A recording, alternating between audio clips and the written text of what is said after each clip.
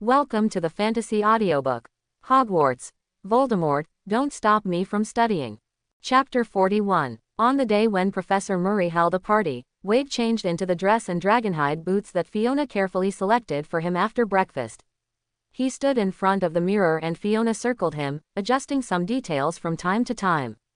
So handsome, baby. Fiona kept uttering all kinds of exaggerated praises. You are definitely the most dazzling little gentleman at the party. Seriously, why don't you just let me pick out the necklace for you to wear? The bow and arrow shaped pendant is super cool and will definitely make other kids jealous. No, Mom, I'm not a 3-year-old child. Wade firmly refused without hesitation. Fiona sighed. I didn't want to wear it even when I was 3 years old. So when I was 11 I didn't even know how to wear one. Ferdinand raised his wrist to check the time from time to time, and looked out the door from time to time. The professor said he would pick you up at 10 o'clock, right? He confirmed with his son. Yes, that's what the letter said.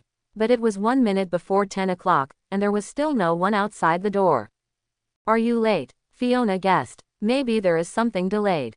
Ferdinand looked at the door again. I just hope they don't suddenly appear at the door. That's not possible. There are ordinary people around here. How many people will see that? Fiona said firmly. It must have been delayed by something. Maybe we will receive an owl soon. The letter came. Fiona said, running over and opening a window so that the owl could fly in.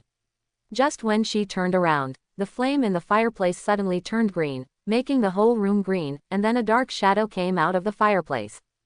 Ferdinand jumped up, quickly reached behind his clothes with his right hand and pulled out his pistol, and pushed Vader back with the other hand, shouting, Who is it? No, Dad, it's Professor Murray. Wade hurriedly grabbed his arm, and suddenly found that his father's palm was very cold. He looked over in surprise and found that Ferdinand was clenching his teeth, the veins on his neck were popping out, and his tense expression looked very cold and unfamiliar. Wade was stunned for a moment. From the moment he received the acceptance letter to Hogwarts, the Greys had always seemed very happy. They are full of curiosity about the world of magic and eagerly participate in the world here. They know almost more about the wizarding world than Vader. Vader had always thought that was the case. But at this moment, he suddenly discovered that his father might have always hidden a deep fear of the wizarding world. Fiona was only startled at first, but calmed down after hearing Wade's words. She took a few steps forward and asked curiously, Is this flow travel? Ferdinand walked over quickly, as if he and his wife were going to greet the guests. But Wade saw that he was actually standing in front of Fiona. Stepping out of the flames was indeed Professor Murray. He patted the soot on his body and said with a smile, Yes, it is a safe and convenient way to travel. Except for the soot, everything is fine. Hello, Mr. Gray, Mrs. Gray, I am Terence Murray, I think you should know. Of course, Ferdinand had already put away his pistol, and there was nothing strange on his face. Welcome, Professor Murray. I'm sorry, my fireplace has not been thoroughly cleaned in more than 2 years. Fiona poked her head out from behind him and asked, Can we travel on fire too? Oh, probably not, Professor Murray said with a smile. Actually, the Ministry of Magic prohibits connecting the fireplaces of non-magical people's homes to the flow network. In order to pick up Vader, I asked someone to temporarily open the flow network for me. The authority of the network will be restored after we leave. Vader, I'm glad to see you are ready. Yes, Professor. Vader glanced at his parents, put his wand into the wand pocket on his dress robe, walked over and said, Shall we leave now? Of course, the guests are waiting for us. Professor Murray magically pulled out a small bag containing sparkling powder and asked, Have you ever used flow powder? No, Professor. It's easy, just watch what I do. He handed the bag to Wade, picked up a handful of powder and threw it into the fire. Suddenly the flames turned green. Remember, you must state the address clearly, Suo Luo Garden. Close your eyes and don't wander around in the fireplace, otherwise you will get bruised, and you may even come out from other fireplaces. Professor Murray walked straight into the fire and demonstrated, the cypress garden. He disappeared from the fire with a whoosh. Wade also pinched a handful of flow powder and walked towards the fireplace. When he was about to throw it away, he turned back, looked at his father deeply and said, Dad, I'll be back in the evening.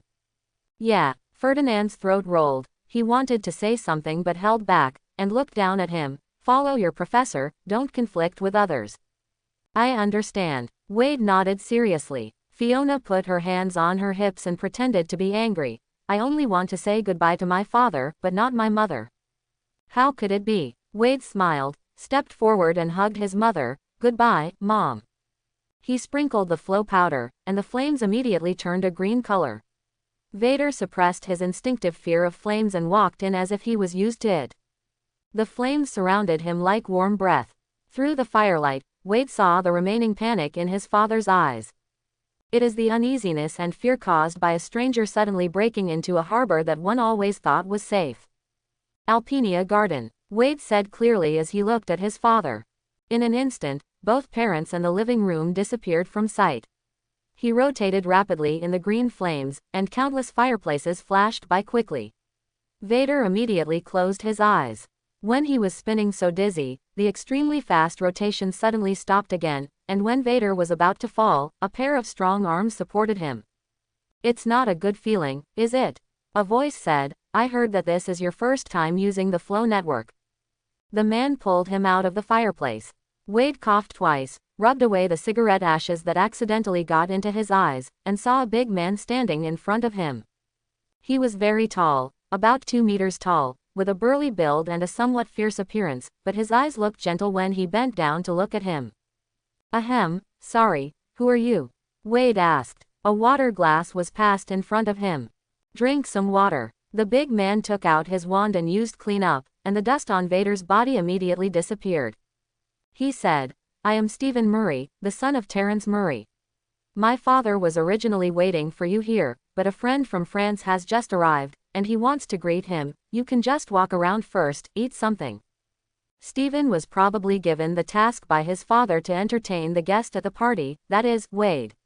He had been accompanying the little wizard and did not seem impatient.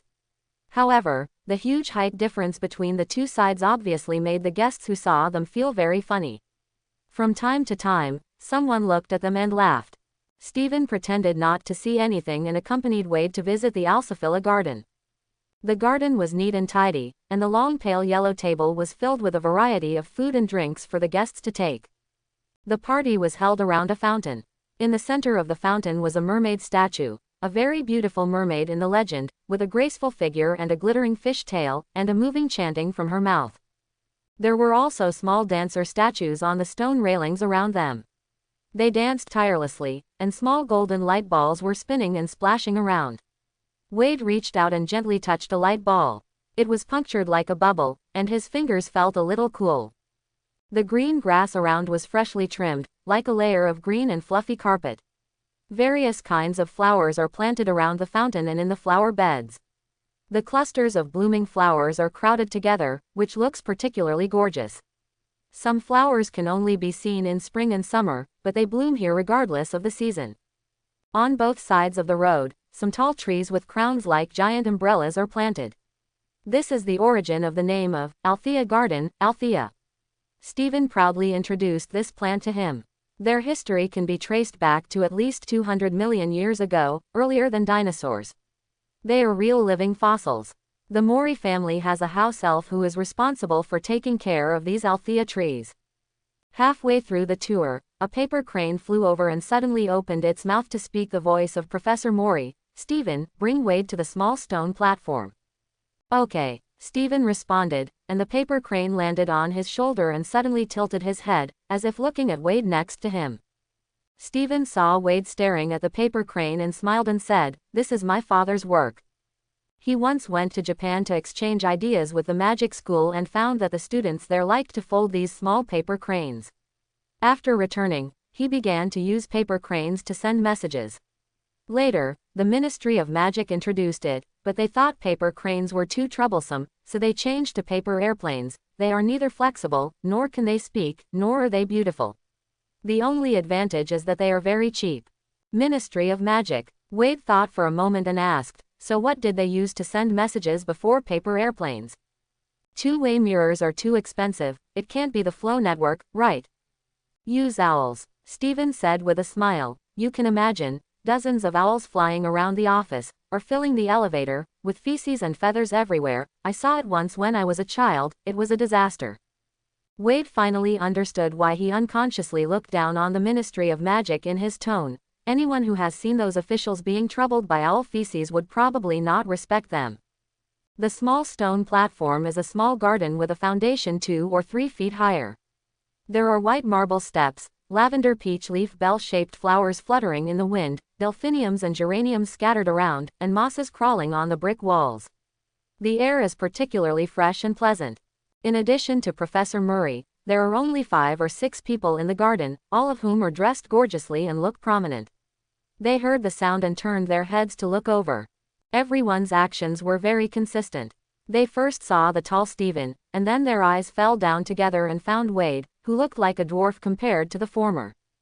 "Oh, Wade, my child." Professor Murray came over happily, completely ignoring his real child. He directly put his hand on Wade's shoulder and took him to the crowd. "This is my new student this year, a real student, Wade Gray." Everyone nodded and smiled at Wade. A man with brown curly hair complimented, "It seems that this child must be gifted to be appreciated by you at such a young age." Professor Murray nodded and said, "He is only in the 1st grade, but his alchemy level has surpassed yours when you graduate, Marchione." Others laughed. Obviously everyone knew that although this man named Marchione took alchemy as an elective, his level was really not very good. It was probably a headache for Professor Murray when he was in school. Marchione smiled and was not embarrassed. He looked at Wade seriously. Professor Murray seemed to think that the previous sentence was not convincing, so he immediately gave another example. This child relied on self-study to memorize the entire contents of Magic Pronunciation Table, Magic Symbol Collection, Runic Dictionary, and Ancient Magic Simple Introduction. It only took 2 months. Wow, now everyone finally understood the weight of gifted talent. They had basically taken ancient magic classes and even alchemy classes, and they knew how difficult it was to remember those crooked symbols and weird syllables. If nothing else, at least this child has surpassed 99% of people in memory and diligence. Not only that, Professor Murray dragged out his tone, with pride, deliberately putting the most important part at the end, and several people cooperated to make a very interested listening posture. Wade observed silently. Although he didn't know the identities of these people, it was obvious that he had seen Professor Murray's status very clearly. "He has only been studying with me for more than a month, and he has already made his first work. I swear, he did it completely on his own, and I didn't point out a single letter." Professor Murray showed off loudly, as if revealing the winning lottery numbers, and slowly took out a brand new book of friends, let it hang in the middle of everyone, and asked with a smile, "Can anyone guess it?" Purpose. Book of Friends. Several people looked at each other, gathered around the Friends tent in an orderly manner, and took out their wands to check. The Friends tent was shrouded in various lights over and over again. However, Professor Murray added a protective spell to this Book of Friends, and ordinary detection spells cannot detect the magical structure in it. 2 people soon gave up. They were not interested in a child at all, and they didn't think he would make any powerful alchemy products. They were just touting him to please Professor Murray. The rest of the people examined it for a while. The man named Marchione's eyes suddenly lit up. He picked off a leaf and turned it into a quill, and wrote a line of words on the paper. "Money is a bottomless sea, I want to swim in it." Then he turned back quickly, and the more he turned, the more fanatical he looked. The people around him didn't take it seriously at first, and then gradually their eyes widened and they kept swallowing.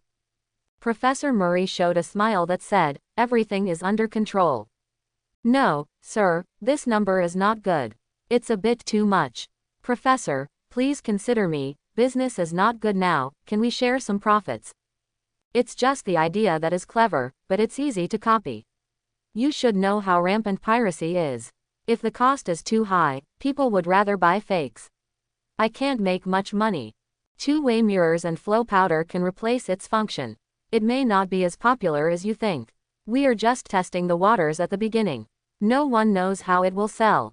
If you ask too high, I can only give up." The crowd surrounded Professor Murray, talking one after another, as if they were besieging him. When Marchione started to quote, Wade was finally sure that Professor Murray's party was actually a new product launch for his Book of Friends. No wonder he didn't let Wade sell the Book of Friends himself at school. If the information of similar products was leaked in advance, it might not have achieved the results today. And Wade can only earn a little pocket money from students by doing small things at school. How can he compare with the efficiency of these multinational companies? Each of these strange wizards in the small garden can be called the head of a multinational company. Because of the existence of the flow network in the portkey, it is much easier for wizards to cross different countries than muggles. And with the traceless extension spell, the cost of logistics and transportation can be ignored, so wizards can easily sell goods to different countries and even different continents. Wade followed Professor Murray and watched him argue with these wizards about how much the patent license for the Friends book should pay. Someone proposed to buy it out directly with 100,000 galleons and was almost kicked out by Professor Murray. He raised it all the way to 200,000 galleons, but Professor Murray insisted on not agreeing and was only willing to sell the right to use it. At this time, these wizards no longer flattered and respected Professor Murray before, but negotiated with great care. Some pestered, some were picky, some pretended to give up, and some began to play the emotional card, but Professor Murray was like a stone pillar in the river hit by water from all directions and was not shaken at all. He started by asking for an incredibly high price, and then bargained with these people little by little, constantly showing the advantages of the Book of Friends. Fast, convenient, low price, wizards all over the world will buy it, and will buy it repeatedly throughout their lives. Do you know how beautiful and stable its structure is?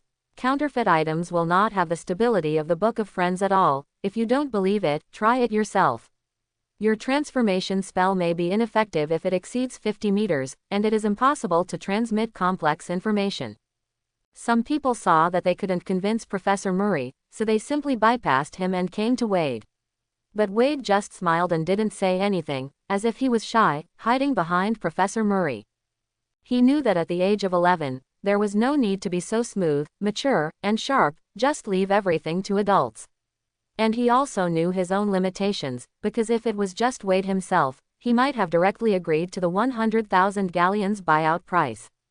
After all, before this, Wade's best idea for Friends book was to earn a few hundred or 1,000 galleons from his classmates at Hogwarts, and that would require him to make a large number of Friends books in the dormitory day and night, like an assembly line worker. But now, he was about to sit on the capitalist's table. Of course, the decision-making power was handed over because the adult in front of him was trustworthy and would really consider him.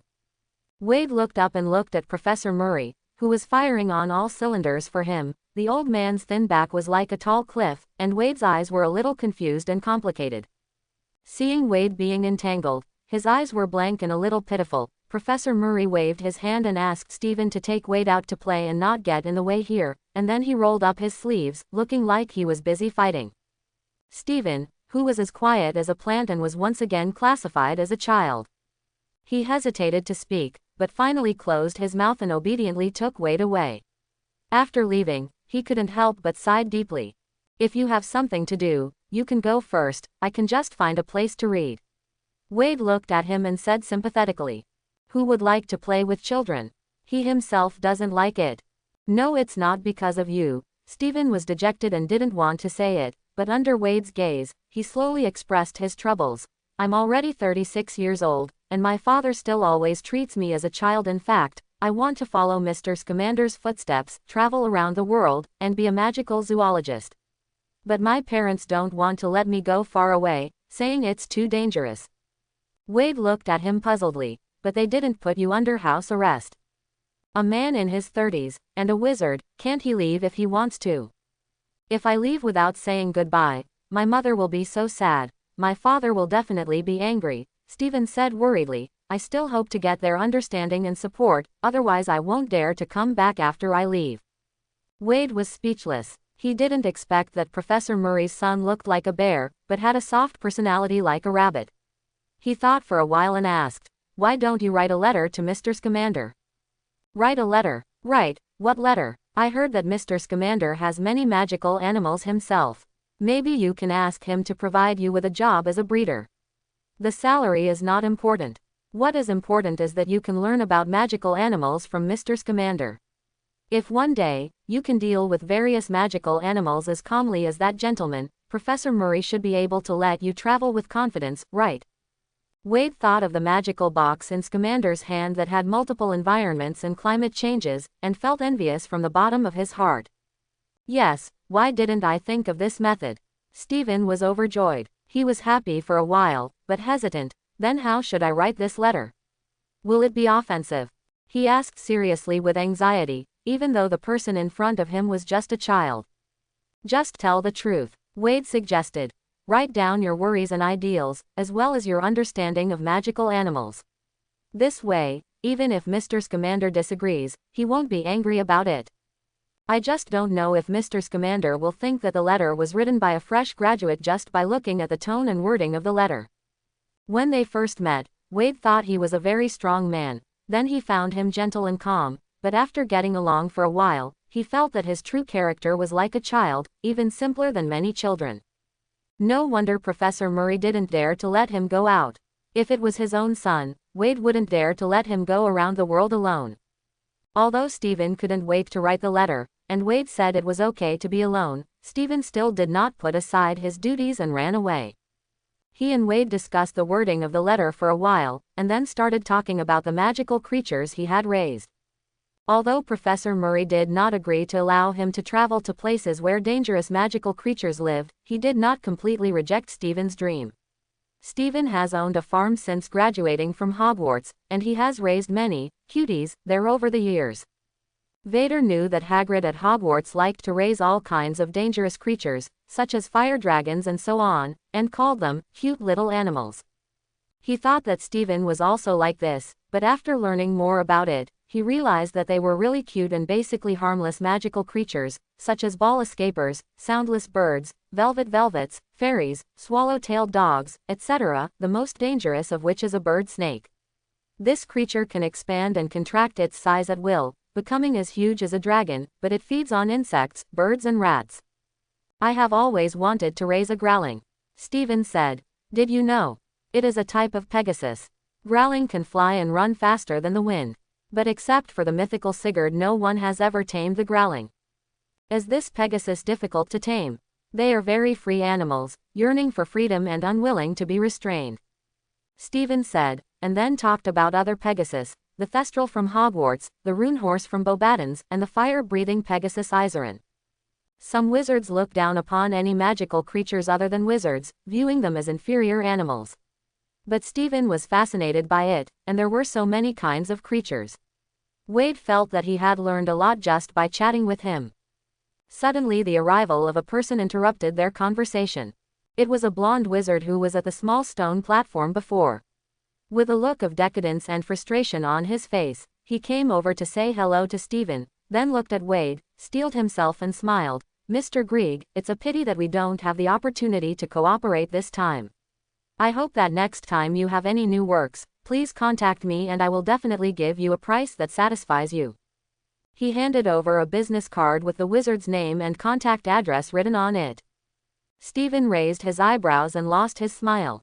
His originally honest and gentle expression suddenly looked a little cold. Wade took the business card and said with a smile, I hope I can have this opportunity in the future. The blonde wizard relaxed a little and hurriedly said goodbye. You're not really going to cooperate with him, are you? He called you by the wrong last name, Stephen said unhappily. Yeah, he called him by the wrong name. Wade put away the business card and said, but it doesn't matter, because I don't intend to remember him. As if the blonde wizard had turned on some switch, two more wizards came to say goodbye one after another. They said the same thing before leaving and left their business cards to Vader. But this time, they finally remembered Vader's full name. After they left, Stephen introduced in a low voice to Wade. Don't cooperate with Bolton. He seems to be easy to talk to, but in fact he is shady and often manipulates contracts. He just doesn't dare to trick my father. In other words, it would be easy for Vader to suffer a loss if he dealt with him. A wizard with a middle-parted head and a beard came to say goodbye, holding a conspicuous black cane in his hand. Mr. Gray, I really appreciate your talent. Unfortunately, Professor Murray and I have big differences on price. I hope we can keep in touch and new opportunities may arise in the future. Of course, thank you for the time and energy you invested in this, Wade said, taking his business card.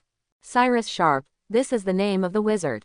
Sharp is a very capable person, and he can always get all kinds of hard-to-get things, including a lot of contraband. I heard that he went to Azkaban 3 times when he was young. My father actually doesn't like him very much, but sometimes I buy things from him, Stephen said later. Can you come out after entering Azkaban? Vader was surprised. In his impression, Azkaban was an isolated island in the vast ocean, a prison with no entrance and no exit. Stephen misunderstood what Wade meant and explained. Well, because he is very cunning and good at covering up his crimes, each sentence is no more than half a year. Oh, well, that's it. After hearing this, Vader knew that he had made a fool. The movie only played Death Eaters who were sentenced to life imprisonment, which did not mean that Azkaban only had life imprisonment as a punishment. The wizards left one after another, and finally only Marchione was left walking out of the small stone platform, complaining loudly as he walked. Dear Professor Murray, I used to be your student, but now I feel that I am a little bit different. I have never received your preference. Of course, I am not complaining. I just want to tell you that even if I leave school now, I will always respect your decision and hope that you can give me a little attention and care. He made a very small gap with his thumb and forefinger to show how humble his request was. Come on, when have you ever suffered a loss? Professor Murray said angrily. Indeed, although Marchione was complaining, the corners of his mouth could not be controlled and raised with a proud expression on his face. He walked up to Wade with easy and quick steps, took off his hat and bowed, and said with a smile, "This is the first time we meet, Mr. Wade Grey. Please allow me to introduce myself. I am Marco Marchione. I am engaged in the trading of various types of magic items. I believe that meeting you today must be a blessing, and I look forward to establishing a deep friendship with you and bringing more good changes to the wizarding world in the future, earn more money." Hello. Wade was startled by his exaggerated movements and subconsciously looked at Professor Murray. Professor Murray nodded and directly stated the final result. Marchione is willing to pay 50,000 galleons to obtain the technical authorization for the Book of Friends. At the same time, for every gallon he earns using the Book of Friends in the future, he will pay you 3 ACK. Marchione's bright smile suddenly became a little stiff. Obviously, although this price could still make him a lot of money, he felt heartbroken and frustrated when he thought that he might not have to pay so much. So he kept mumbling again, scolding Professor Murray for being too partial to Wade, and completely taking advantage of him as a poor businessman. Professor Murray remained unmoved, as if Marchione's voice was just a fly buzzing next to him. He quickly made a contract and served as a witness to urge Marchione and Wade to make the contract. The advantage of the magical world is that there is no need to worry about business partners breaking their contracts, because the price paid for breaking a contract is often more terrible than death. Marchione was a man who was passionate about the pursuit of wealth, and he was always very explicit about it. After signing the contract, Marchione urged to take the next step immediately. He was not willing to waste a second of making money. This time, Professor Murray asked Stephen to entertain the guests at the party while he accompanied Wade to Marchione's magic workshop. It's best to put the first batch of goods on the shelves before the start of school. Students and their parents will definitely be willing to empty their wallets to buy our goods. Marchione said enthusiastically. We can also launch different packaging in different quantities, different qualities. Even if it is just to add some printing on parchment and sprinkle some gold powder, the pure blood nobles are willing to pay 3 times the price. By the way, I have to rush to make a batch of posters and put them up tomorrow morning. Go to Diagon Alley. Wade couldn't help but be speechless and asked, "Is it too late?" Of course. Marchione blinked. Dear Vader, the world of magic is omnipotent.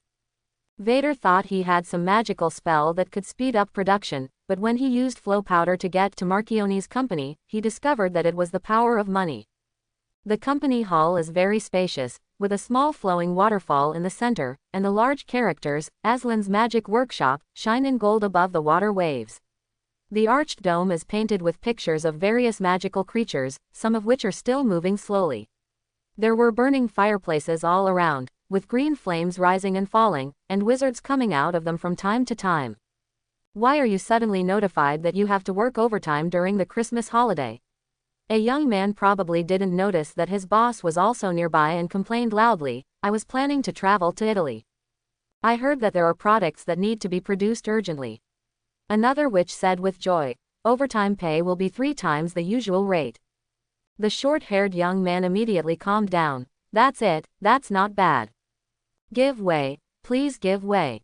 A goblin shouted loudly, directing the box as high as a hill to move with difficulty. He moved slowly because there were many people in the hall, which made the goblin look very irritable.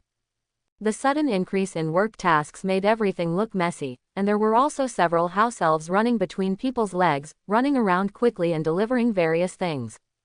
Colorful paper airplanes were hovering in groups over the hall.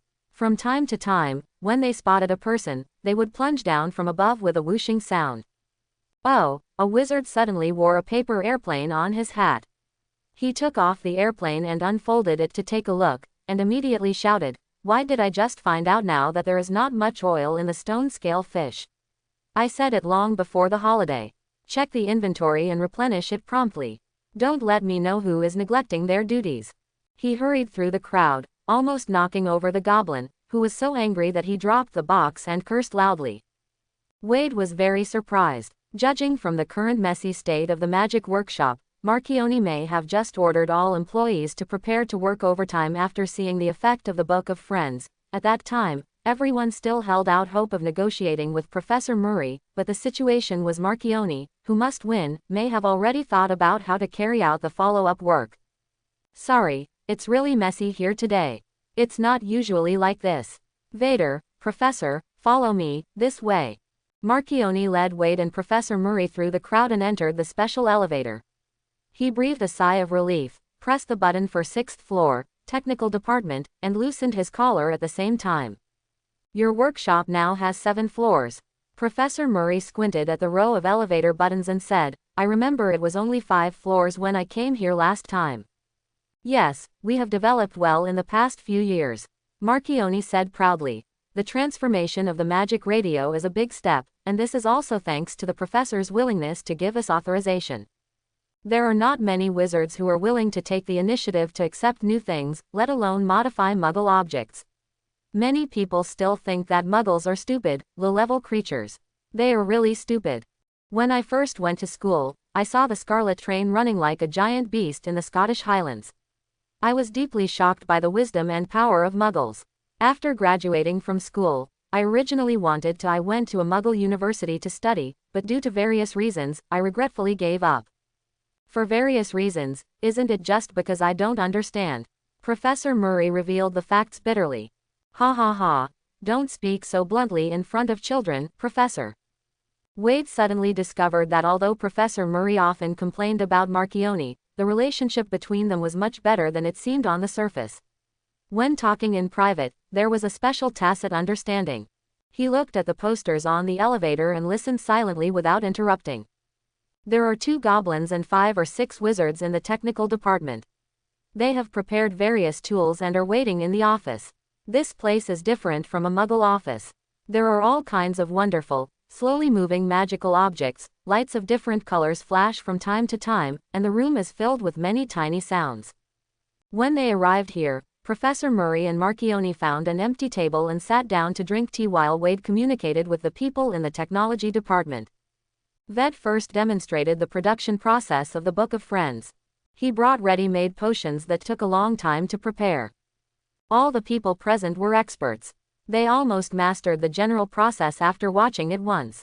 Then they disassembled the whole process step by step, and finally reached a point where more than 80% of the small steps could be completed even by third-year students at Hogwarts. Some people were constantly calculating how to further reduce the cost and find various materials for preparation. In less than half an hour, the technical department had determined the production process of the first batch of products, and the entire magic workshop really entered the stage of high-speed operation. During this time, although Marchione only occasionally chatted with Professor Murray in a low voice, he was also observing Ved without leaving any trace. The black-haired boy was not very tall. He rarely spoke after showing his work, but every time he spoke, he would speak meaningfully and to the point. The members of the technical department tried to change his magic rune circuit several times, but before they did it, he pointed out the consequences of doing so, either reducing stability or causing delays or even loss of transmitted information. As it turned out, He was right every time.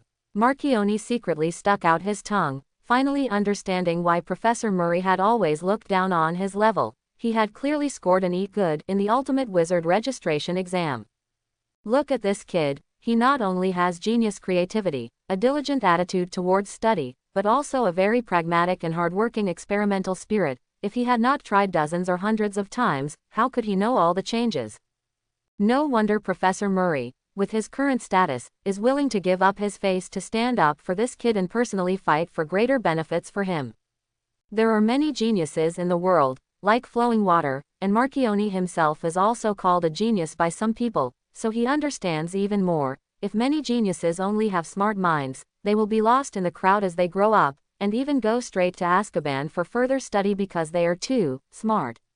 Only a genius like Wade, as long as he does not die halfway, his achievements are unquestionable and his glory is obvious. How to win over such a genius? Marchione changed his strategy, which he had adjusted 3 times. 11 years old. Is this child really only 11 years old? It makes him feel as if he has lived on the body of a flobberworm for more than 30 years.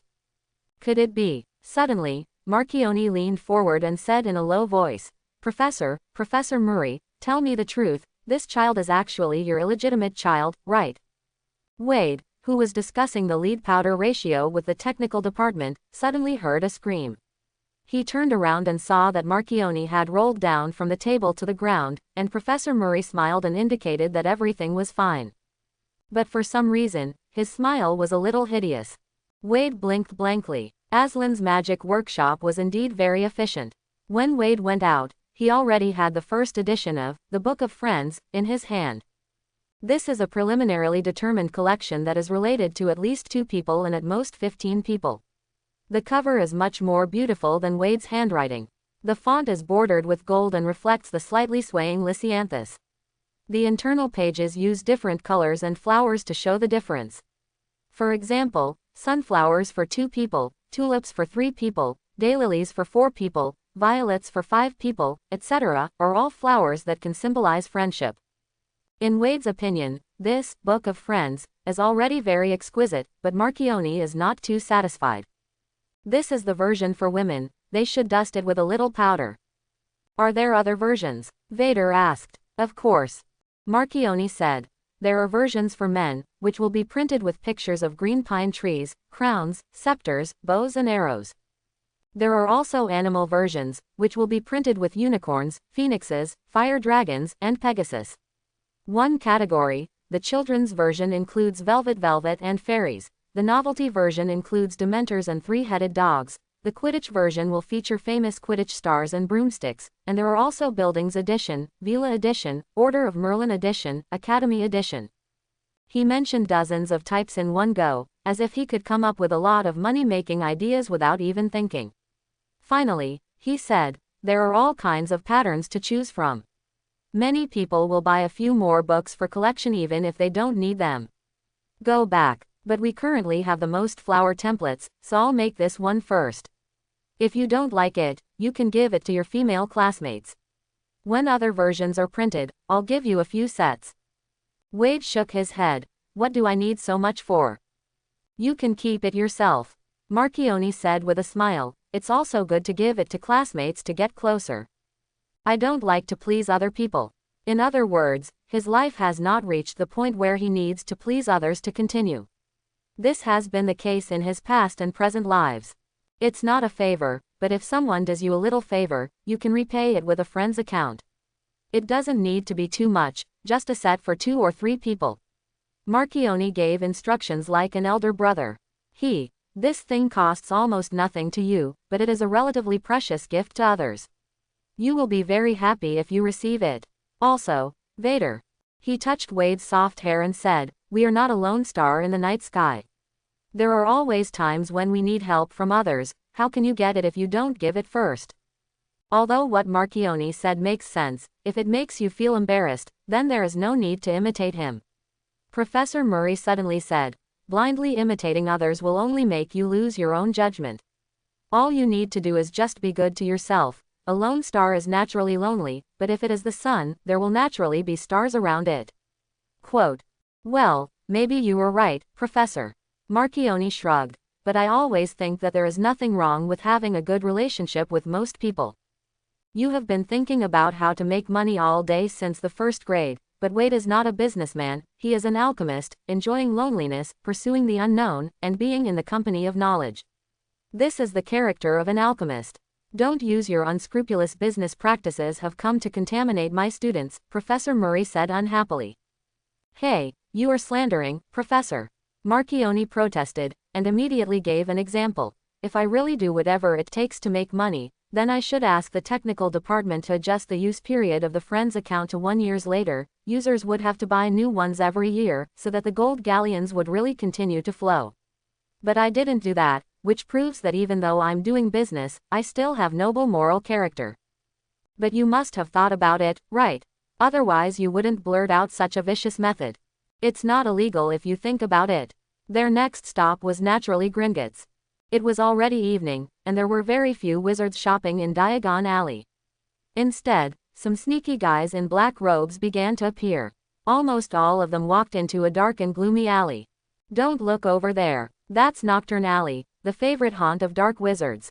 Marchione blocked Vader's view, and at the same time wrapped his arms in wide sleeves. Vader's whole body was almost covered by him, while Professor Murray walked on the other side of him. Several people arrived at Gringotts smoothly, and an elf standing near the door bowed to them. Good evening, gentlemen. Good evening. Marchione extended his hand and said, Mr. Wade Grey needs to rent a new vault. Wade Grey. The goblin looked up at Vader, who was almost half a head taller than him. He did not question his age, but nodded and said, Okay, I understand, which one should I rent? Plant a treasury. Please introduce the types and prices to Mr. Grey first. Please come over here. Wade followed the goblin and Marchione to go through the treasury procedures, while Professor Murray came to another goblin who was sitting on a high stool writing. Long time no see, Griphook. Hello, Professor Murray, is there anything I can do for you? The goblin named Griphook said respectfully. I want to get something from my vault. Professor Murray showed the key. Okay, wait a minute, I'll get the jingle. The goblins imprisoned a fire dragon in the underground vault to deal with those with bad intentions. The jingle piece allows the goblins and customers to travel safely through the vault. The first time Wade got on the legendary trolley, Michael once described it to him, as if it was going to knock your brains out. The stroller looks narrow, small, and very simple, but it is not crowded even if it seats 2 adults, a child, and 2 goblins. The pull ring flicked the armrest connected to the front of the car, and the cart clicked away. Close your eyes and don't open your mouth. Marchione seized the moment and shouted to Wade. Wade didn't ask stupid questions and immediately complied. The trolley slid down the steep slope, getting faster and faster, and gradually you could hear the icy wind whistling past you. The road in the middle must be particularly winding, because their bodies are involuntarily swaying left and right, as if they are trying to throw people away. Fortunately, he kept his eyes closed, and the dizziness was greatly reduced. Marchione's arm was firmly stuck in front of his chest, as if adding a safety lever to him. After an unknown amount of time, the cart finally stopped. At this time, several people's faces were already pale, and they held on to the railing for a while before Wade and Marchione could climb out of the car. As for Professor Murray, he still needs to go further down to get something from his vault. Okay, let's set off. Griphook said, turning the lever on the trolley again.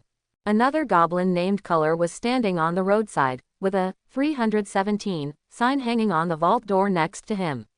He held the bronze key with his slender fingers, inserted it into the keyhole and turned it a few times. The chains suddenly came alive and crawled around, and the vault door opened. Wade stood at the door and looked inside. The empty vault was like a huge cave, with not even a weed in it. This will be your vault from now on, Mr. Wade Grey. Cooler handed him the key and said, please be sure to keep your key. Wade took the key, which had a slender silver chain on it, just enough for him to hang around his neck. A bit empty, isn't it? Marchione said with a smile, and then signed a document and handed it to Color. Transfer 50,000 galleons from my vault to vault number 317. Cooler took it expressionlessly and said, okay, please wait a moment. It seemed that within just a few breaths, a tinkling sound suddenly sounded in my ears. Vader was looking for the source of the sound when he suddenly saw tens of thousands of galleons falling from the sky, like a heavy rain in the vault. They hit the ground with a clanging sound, forming a golden hill, shining with dazzling golden light under the torch. Marchione smiled and said, "One day, this place will be filled with gold galleons, right? Mr. Cooler, can you just take galleons out of your vault?" While waiting for Professor Murray in the hall, Wade asked Marchione softly. "Don't worry." Marchione knew what he was thinking and whispered in a low voice. "Goblins, they can put galleons into the vault, but they cannot take it out casually, unless authorized by the owner of the vault. The Ministry of Magic is here. We made a contract with the goblins a long time ago, a very ancient and powerful contract. It is precisely because goblins will never steal from others that people are accustomed to storing precious things in Gringotts. But I heard that Gringotts was broken into this summer." Vader thought of a certain news report that he had heard someone mention. "Yes, that's what happened." The goblin Griphook, who came over with Professor Murray, heard what Vader said and immediately emphasized with emphasis, "But he didn't steal anything. Gringotts is still the safest place in the wizarding world." Professor Murray, who went to get something, still had his hands empty, and Marchione didn't ask any questions. After walking out of the gate of Gringotts, he said to the two of them, "Sorry, Professor, Vader, I have to arrange new products as soon as possible. It's only been a few days since school started, and there's still a lot of business to coordinate." Professor Murray nodded. "Go and do your work, Marchione. See you next time, Mr. Marchione." Wade also said goodbye. Marchione bowed with his hat in one hand and walked away in a hurry. Wade saw that the direction he was heading seemed to be the offices of the Daily Prophet. Although he had sighed in his heart several times, at this moment he could not bear to. He couldn't help but say it again. Mr. Marchione is really a man who counts every second. As long as it has something to do with money, he is always more active than anyone else. Professor Murray said as he led Wade down the steps, "But he is a very good businessman. I am not saying that he is better than others. He is more honest, but he has a longer-term vision than others and can spend several years or even more than 10 years building a foundation in order to obtain greater benefits." He looked at Wade with admiration and said, "If you are already 30 or 40 years old, and you accidentally create the Book of Friends with a flash of inspiration, then I have to advise you to be careful. Maybe Marchione will try his best to use it from you have more profit in your hands, but you are only 11 years old." He paused and smiled inexplicably. Wade guessed, "If you were younger, wouldn't it be easier to be deceived?" "No, Vader," Professor Murray said with emotion. "You are young, this is your current weakness, but it is also your strength. Marchione, like me, believes in your potential and looks forward to your success.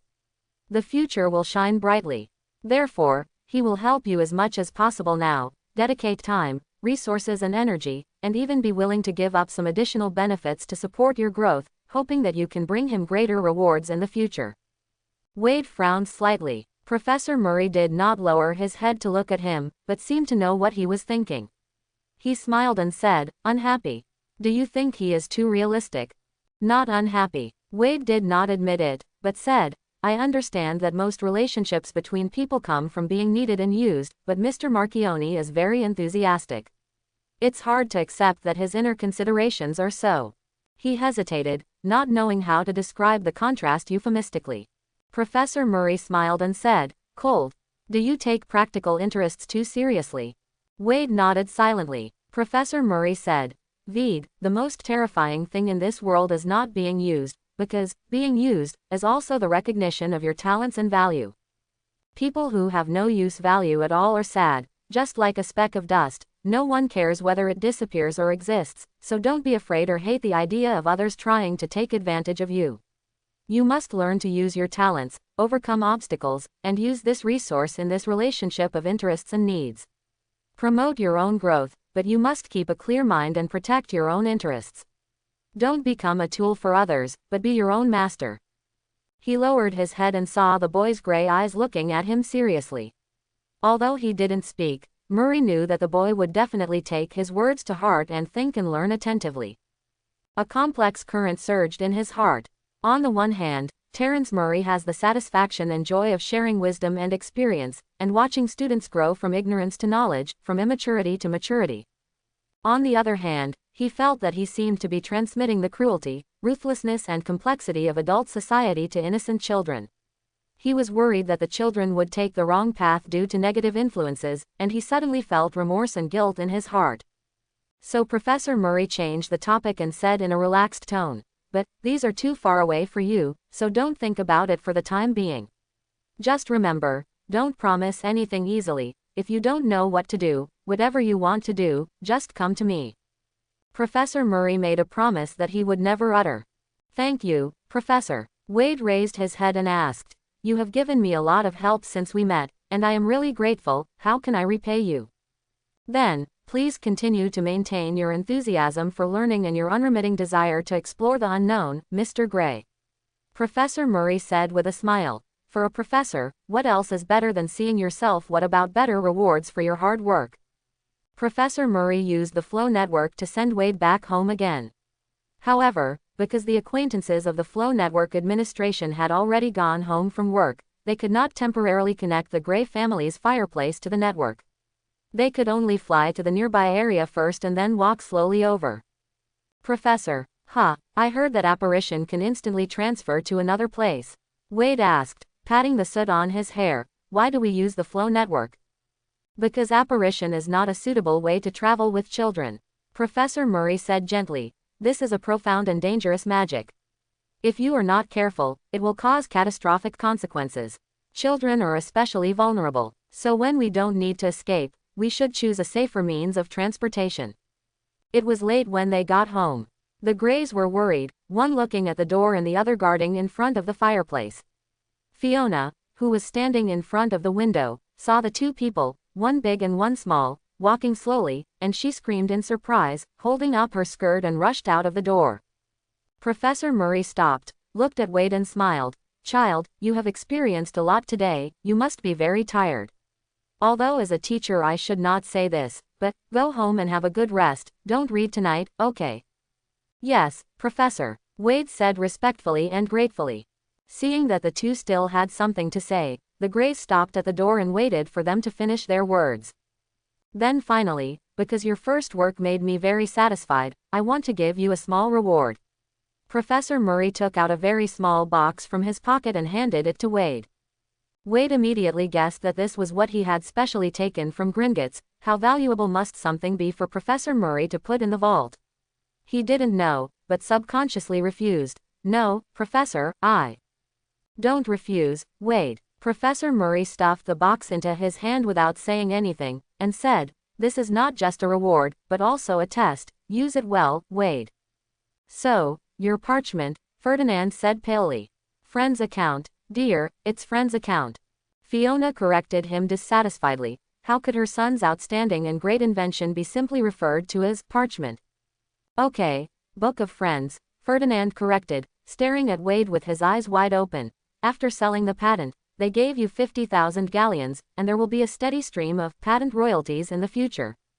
There was something wrong with his demeanor, which made Wade, who was originally happy, a little uneasy. His expression subconsciously became serious, and he said seriously, "Yes, Father. There are even people who want to buy it out with 200,000 galleons, but your professor didn't agree." "Yes." Ferdinand looked like he was having difficulty breathing and said, "You followed your professor."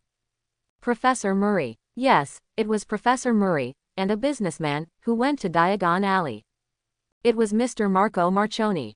Wade pondered for a moment and said, "They all took good care of me. And then in front of you, and a goblin, he transferred all 50,000 gold galleons." "Yes, Father." Ferdinand's expression was too strange, not like he was simply proud or happy for him. Wade was a little nervous. It was only then that he thought that he should have asked his parents for their opinions, but under Marchioni's urging, everything today seemed to be accelerated, and he subconsciously ignored it. Logically speaking, Professor Murray and Marchioni were not such careless people. But considering that his parents did not know magic, perhaps in their eyes, although Wade was only 11 years old, he was the only one in the Gray family who could communicate and make decisions on an equal footing. Realizing this made Wade feel a little uncomfortable. He suppressed these emotions and tried to speak in a relaxed tone. "Because school is about to start, Mr. Marchioni is very anxious and afraid of missing this opportunity to make money, so everything seems very hasty. Sorry, Dad, I forgot that I should come back to discuss it with you first. Okay, Wade is only 11 years old, do you still ask him to do everything well? Fiona pretended to be unhappy and pushed Ferdinand away, then hugged her son and kissed his forehead very hard. Great, baby. Mom is so proud of you. How many 11-year-olds? The child can achieve financial freedom by himself. And it is your exclusive patent. It's so shocking. I can't believe I can give birth to such an excellent son. Quote. She kissed him, then pulled Wade up from the sofa and urged him, what are you waiting for? Come and have dinner, I made a big meal. Ferdy, you go wash your hands too. Okay. Wade, who was pushed to the dining table, turned his head and saw Ferdinand standing up with the back of the sofa. He even staggered and almost fell when he walked to the bathroom. Fiona didn't see it. She hummed a song and happily opened the lid. The aroma of the food immediately awakened the taste buds of several people. But Ferdinand couldn't eat the whole time. He almost poked the tomato into his nostrils. After the steak on the fork fell off, he chewed it for a few times before he found it. Your father is so shocked. Fiona was worried that Wade would feel frustrated or disappointed, and whispered to him, when he was 11 years old, he couldn't even figure out addition and subtraction within 100. This is too exaggerated. Wade couldn't help but smile, for the non-existent, clumsy father in his mother's mouth, and for the love shining in his mother's eyes. Dad, after dinner, Wade asked tentatively, Professor Mori helped me a lot today. Although he said he didn't need it, I still want to thank him, but I don't know how to do it. According to some hidden rules of the workplace he learned in his previous life, it is appropriate to take out 20,000 or 30,000 galleons to a noble man, like Professor Mori at this time, otherwise it would be ignorant. But Wade hesitated for a long time, and still felt that if he said so, Professor Mori might turn his face on the spot. The past experience cannot be applied to the present, at least not to Professor Mori, otherwise it is hard to say whether it is, thank you, or, insult. As an 11-year-old child, Wade knew that he didn't need to be too sophisticated or too smooth. But Wade didn't think it was possible for him to accept Professor Murray's kindness as if nothing had happened. Oh, Ferdinand was a little stunned, and after a long while he said, write a thank you letter, Wade.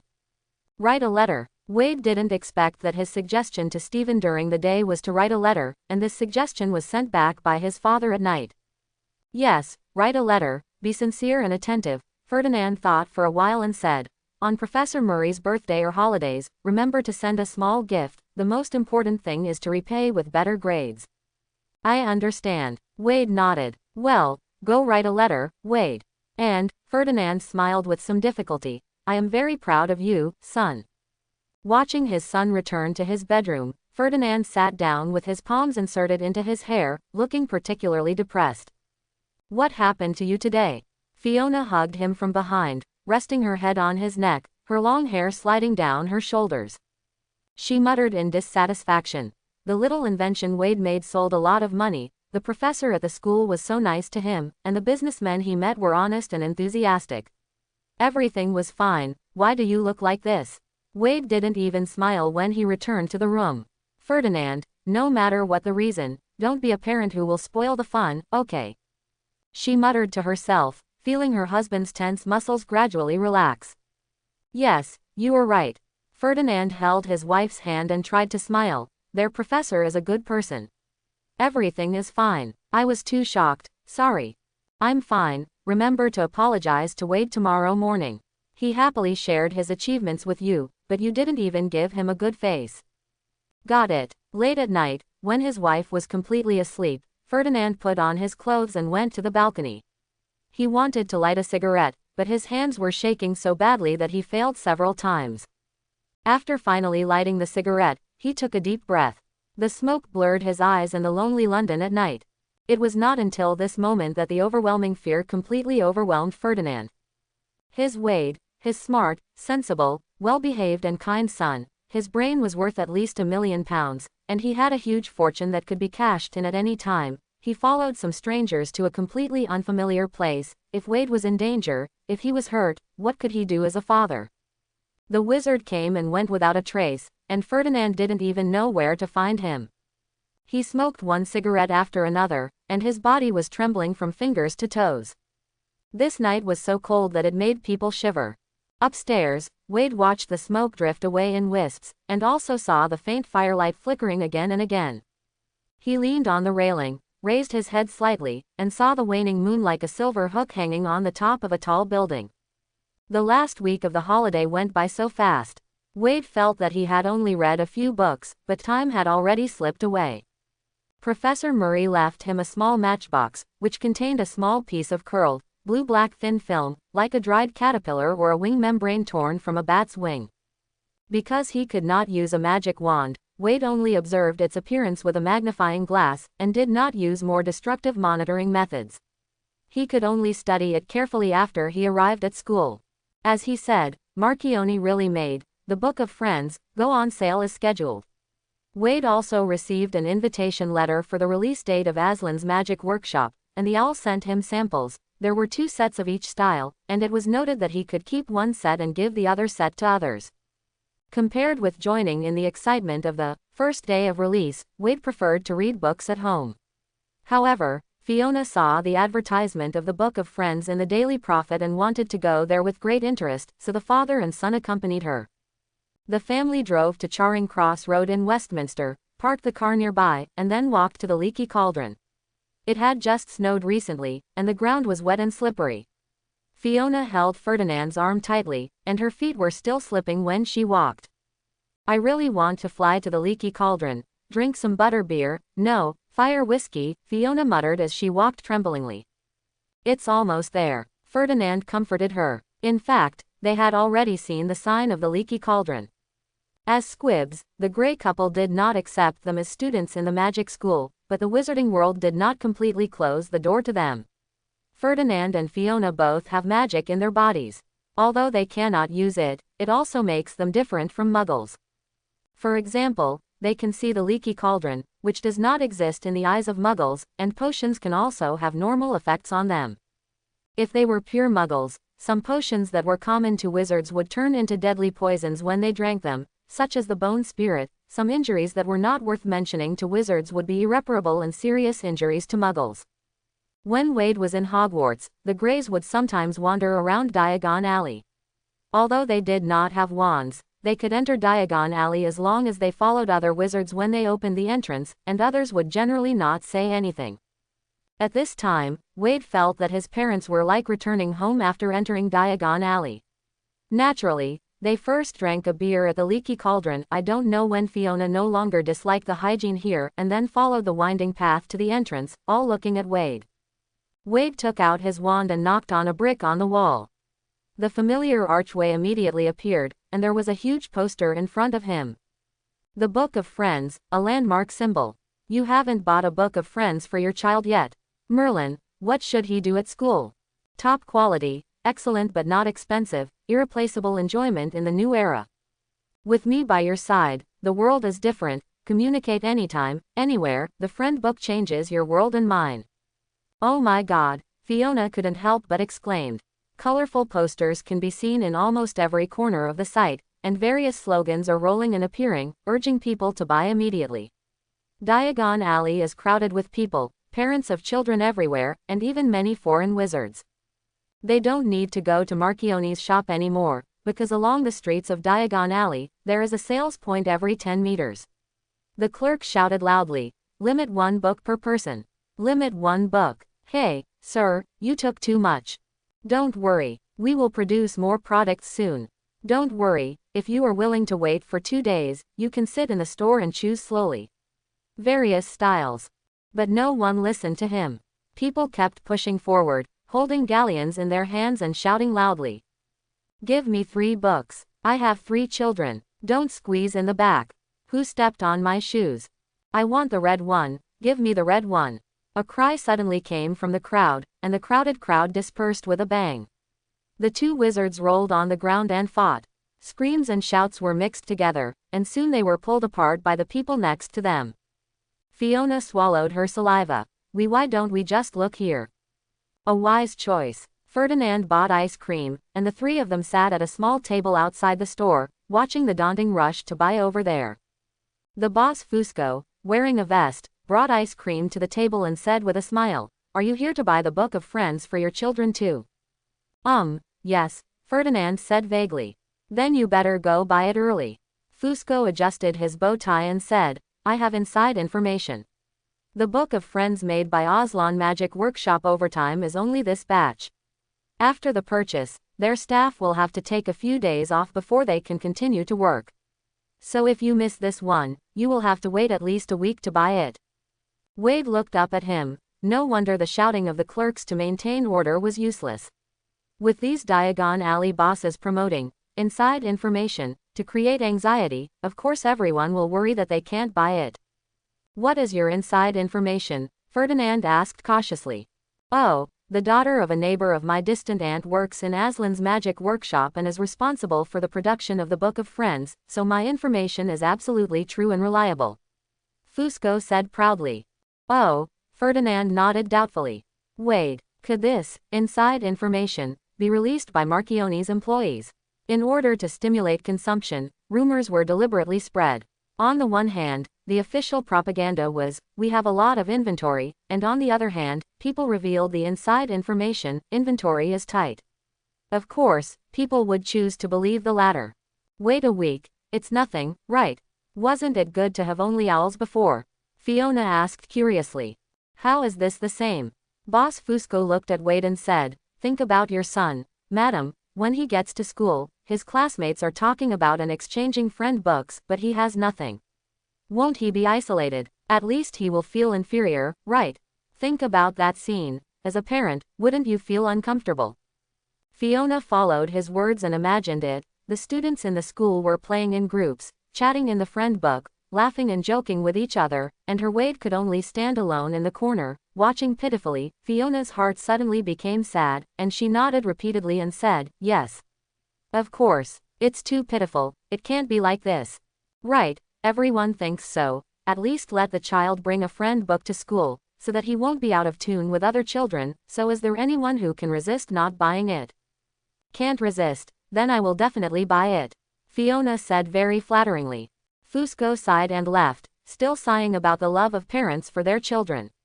Fiona was looking at the people rushing to buy things, and suddenly she stood up. Ferdinand grabbed her arm again.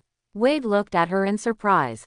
Ferdinand, Wade already has a friend's book, remember? Ferdinand said helplessly. He has a lot of friends' books, and he can exchange with everyone he meets. He is not a poor guy. He is even the inventor of the friend's book. What kind of things does he want? Fiona blinked and suddenly realized. Oh, yes. Wade. So, you are really encouraged, not secretly promoting for me, right? The next morning, when Wade was woken up by his father, he found that it was an hour earlier than the alarm clock had been set. It snowed last night, Wade. Ferdinand was still cold, and he urged, get up quickly, we have to leave early today. Wade sat up from the quilt, pulled his messy hair, and opened the curtains. He saw that the snow on the windowsill was about 2 inches thick, and the yard was also white. There was a circle of footprints around the car, which was left by Ferdinand when he was clearing the snow in the morning. Wade dressed quickly and went downstairs for breakfast. He heard his parents arguing in the kitchen. Listen, dear, it's too cold today. There's no need for all of us to go to the station. It's enough for me to send Wade off alone. But I also want to send Wade off. I won't see him for half a year after he goes back to school. Quote, the two talked for a long time, and finally Ferdinand insisted that Fiona stay at home. He usually obeyed Fiona, but if he made a decision, no one could beat him. After the two came out of the kitchen, Wade pretended not to hear their argument. After breakfast, he asked, Mom, can you help me take care of Miss Ava first? Let her fly to Hogwarts when the weather is good. Okay. Fiona agreed happily and immediately made plans. I can make her all food myself. General Bard's rations are almost finished. And Milline, I think she may need to lose weight. The running wheel I bought before was also bitten. Milline is Fiona's pet hamster. She is a shy little guy and doesn't need her to worry about it. Seeing that she no longer entangled in the issue of seeing her often instead focused on a few pets, Ferdinand was relieved. They quickly finished breakfast, and Ferdinand picked up Wade's big suitcase and stuffed it into the trunk. Goodbye, Mom. Before getting in the car, Wade turned around and said goodbye, and Fiona stood in front of the door and waved vigorously. The car slowly left. As Ferdinand expected, the road was slippery on snowy days, and the car drove very slowly. Even so, someone had a collision.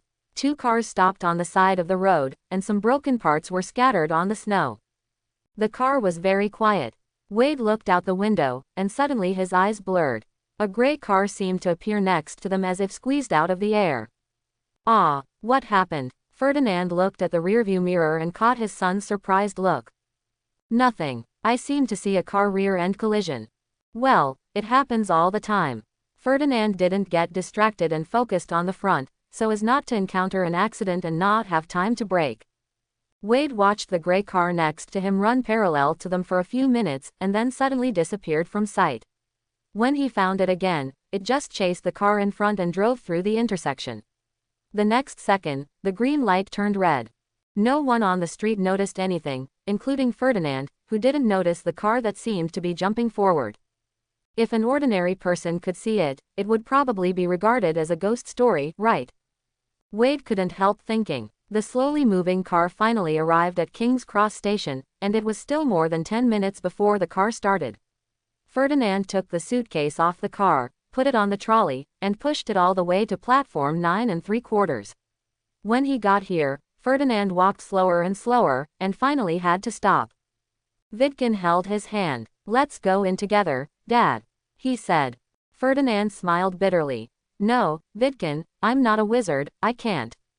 "Yes," Vidkin interrupted him and said. "Platform 9 3/4 has no magical restrictions, even muggles can enter. It's just that the Ministry of Magic has cast a spell here, and muggles usually ignore it.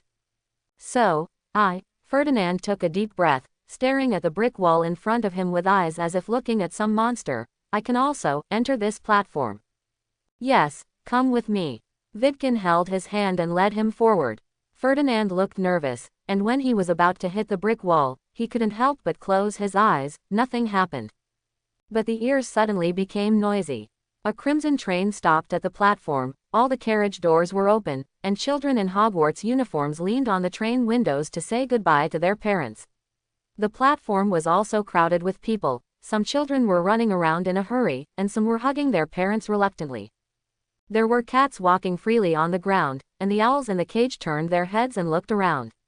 The older students gathered together and started discussing their homework for the holidays. Some students struggled to get out of their mother's arms, saying, "Don't kiss me like that, Mom, I'm not a child anymore." "Have you put away all your friend books?" An old woman who looked very stern said to the child next to her. "Don't lose them, remember to contact them every day." The silly-looking child next to her said honestly, "I know, Grandma." "Can I have another friend book, Dad?" A girl begged while clinging to her father's arm. "I have a lot of friends at school. My sister hasn't started school yet, you can buy her one in a few days." "Don't even think about it." A girl who was obviously younger next to her jumped and shouted, "Don't even think about it, that's mine."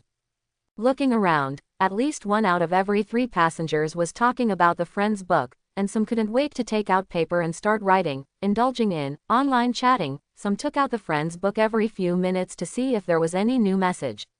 In order to reply in time, they even clipped a portable pen in their chest pockets or ears. Ferdinand watched this scene almost obsessively. 9 3/4 station was different from Diagon Alley.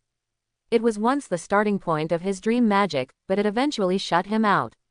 When he was a child, he had imagined countless times that he would embark on a journey here, but in the end, he stepped into it for the first time at the age of 32. After a while, Ferdinand retracted his gaze and said in a suppressed, slightly trembling voice, "Let's go, Wade, let's find a carriage for you." They walked along the platform for a while and found an empty carriage. Wade put away his suitcase, got off the train and said goodbye to his father. "Ved." Ferdinand put his hand on Ved's shoulder, wanting to say something, but he couldn't.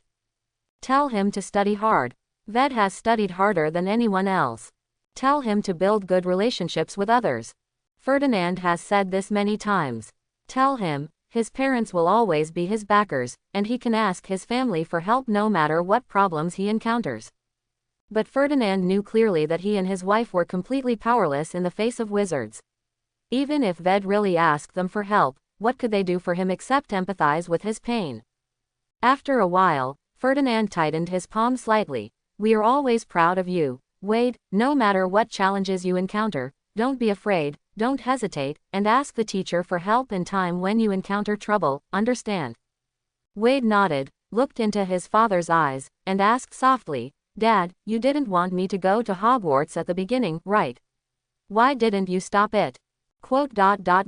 I can't, Wade. Ferdinand smiled bitterly.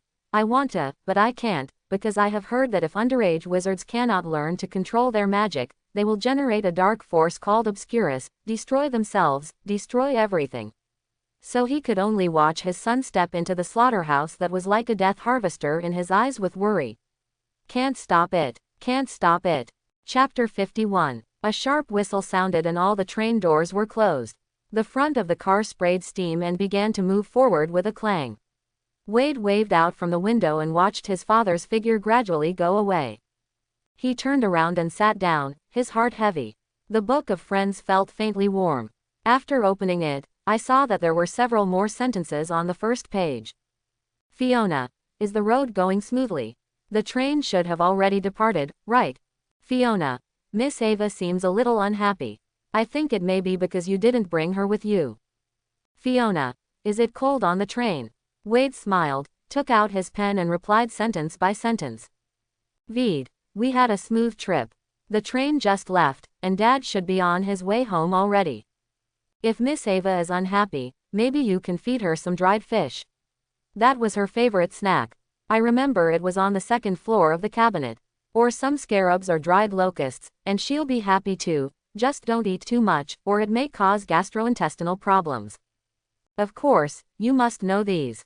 In addition, there was probably a warmth charm to maintain the temperature on the train, so it wasn't cold and the scarf was also very warm. I will remember to take more photos.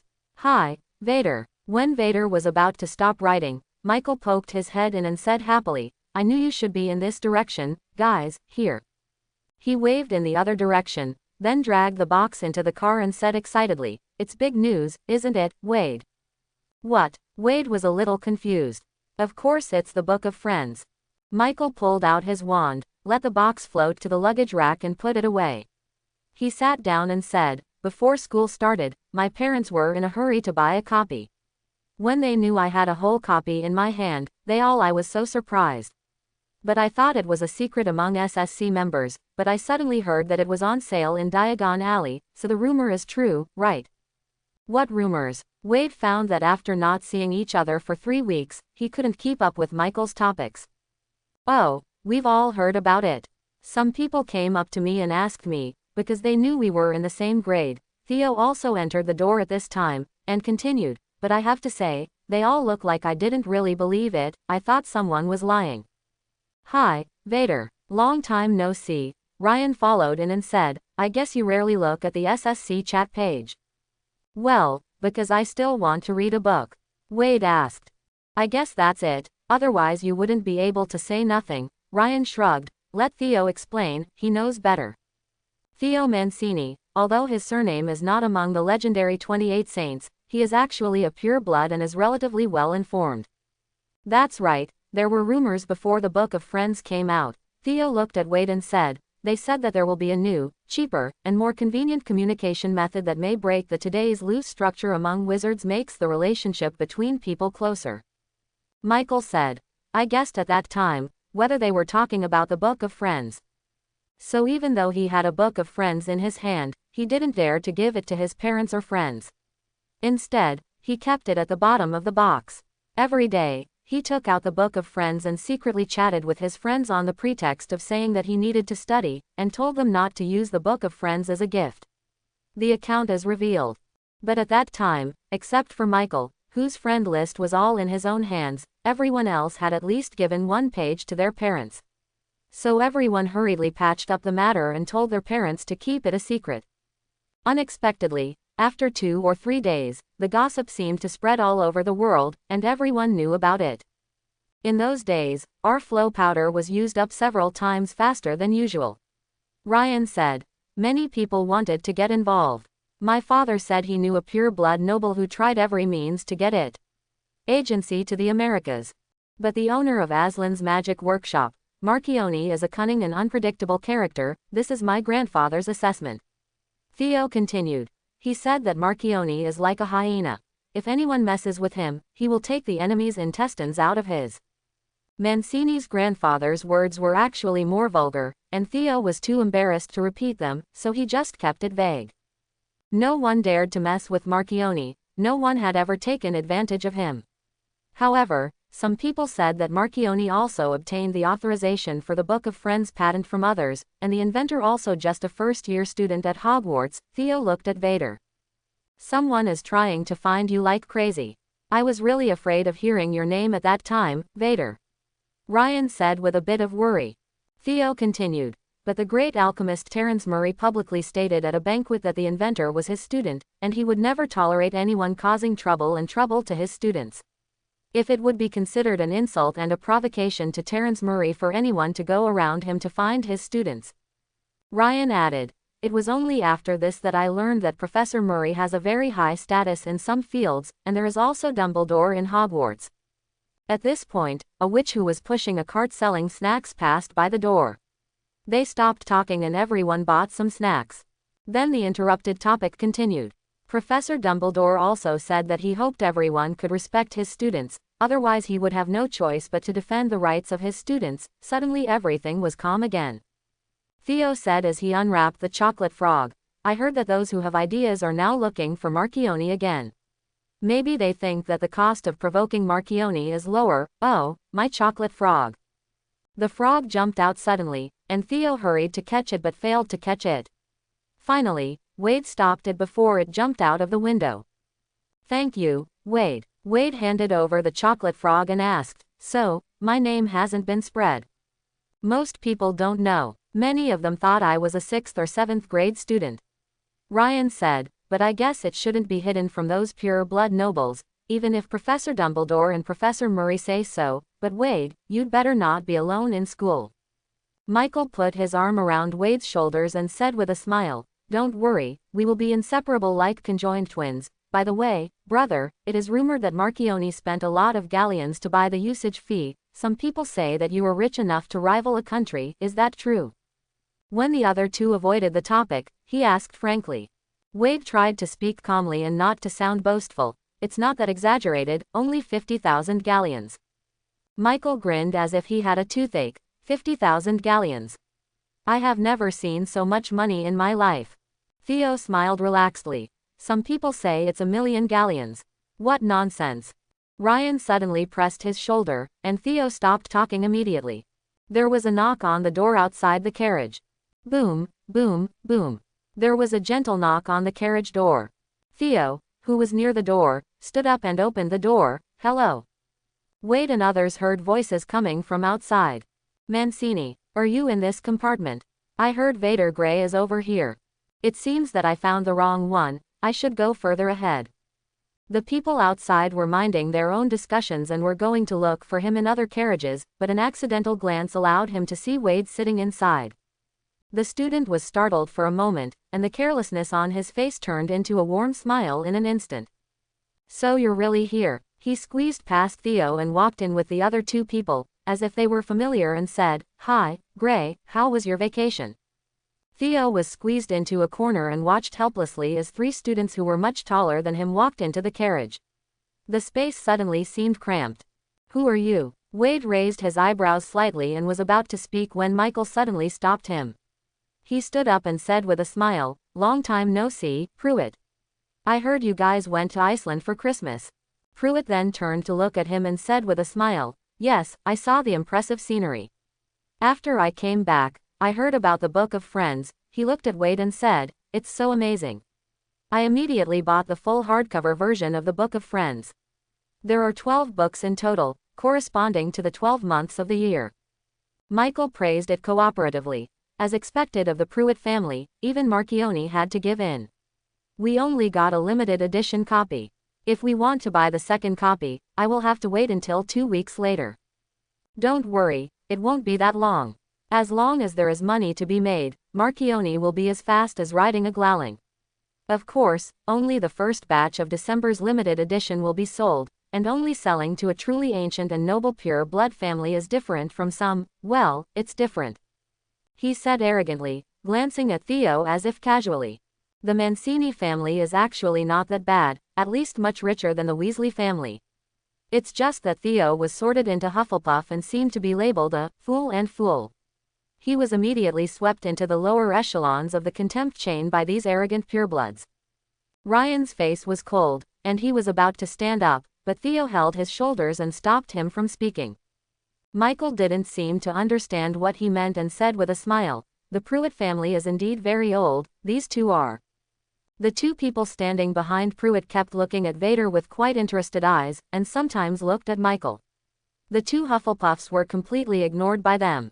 Their scarves had large patches of green with silver stripes, and their expressions were somewhat gloomy. It was obvious that they were all Slytherins. Among several academies, the only one with a good relationship with Snake Academy is Ying Academy, but this is good because when they meet, they greet each other, say a few words, and are polite to each other. Not much. Pruitt was waiting for someone to ask, and immediately introduced, "This is Gaston Yaxley." The boy with blonde hair and thick eyebrows smiled at Wade and nodded. "This is O'Nell Foley." The boy with dark skin and a softer face smiled kindly. "They are all 6th-year Slytherin students. I heard that the inventor of the Book of Friends is in this compartment, so I wanted to come and get to know him," Pruitt said. Although he still had a smile on his face, he looked at Michael forcefully and signaled, "You kid, get out of the way." Michael could no longer block it, so he had to get out of the way. When he turned around, he winked at Vader, conveying the message silently. The boy named Gaston Yaxley stepped forward, stretched out his hand and said politely, "Hello, Mr. Gray." Under Michael's slightly nervous gaze, Wade stood up and shook hands, "Hello." Although the tone is flat, others will naturally be more tolerant of talented people.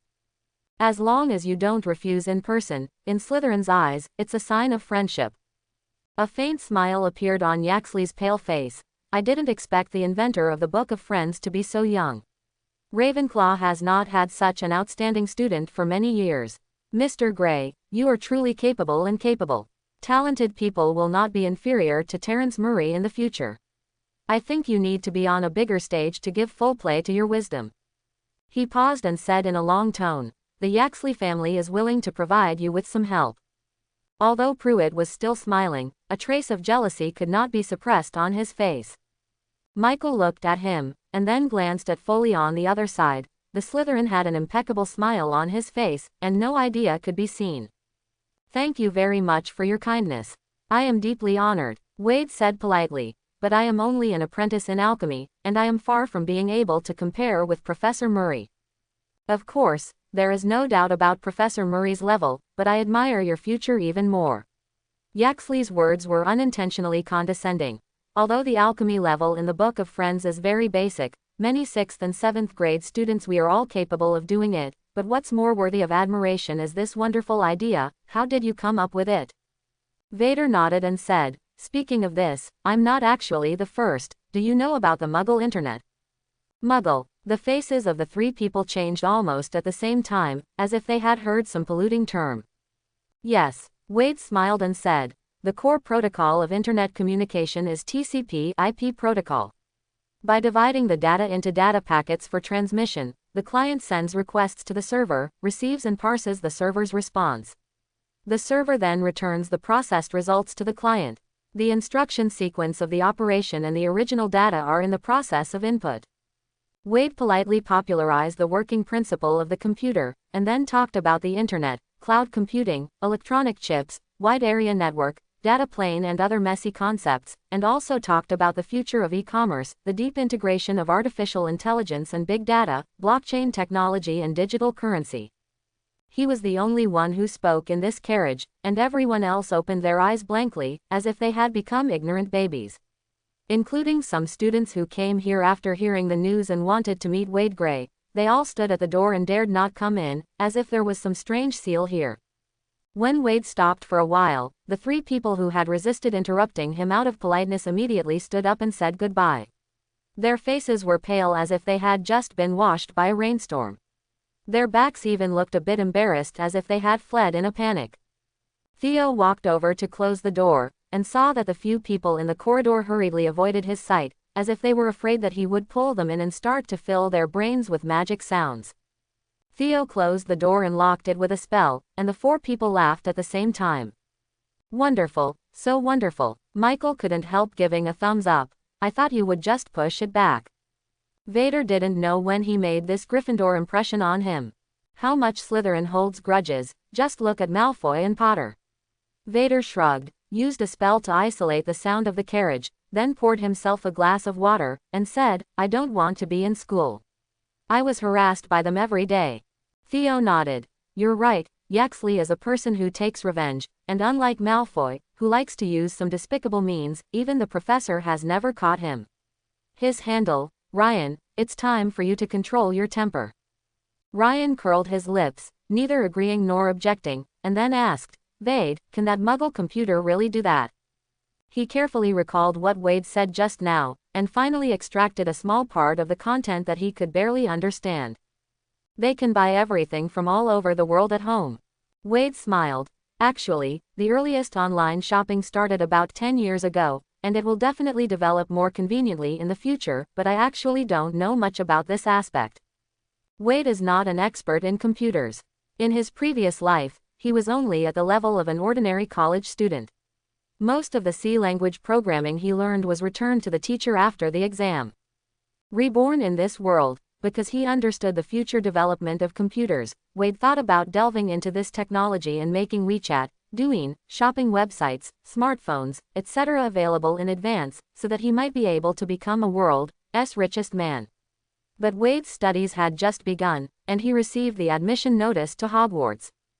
The world's richest man in magic, Vader only hesitated for 0.1 seconds before choosing the latter. Michael said in disbelief, but I just saw that what you said was very reasonable. I just said some things I saw in magazines, it sounds very bluffing, right?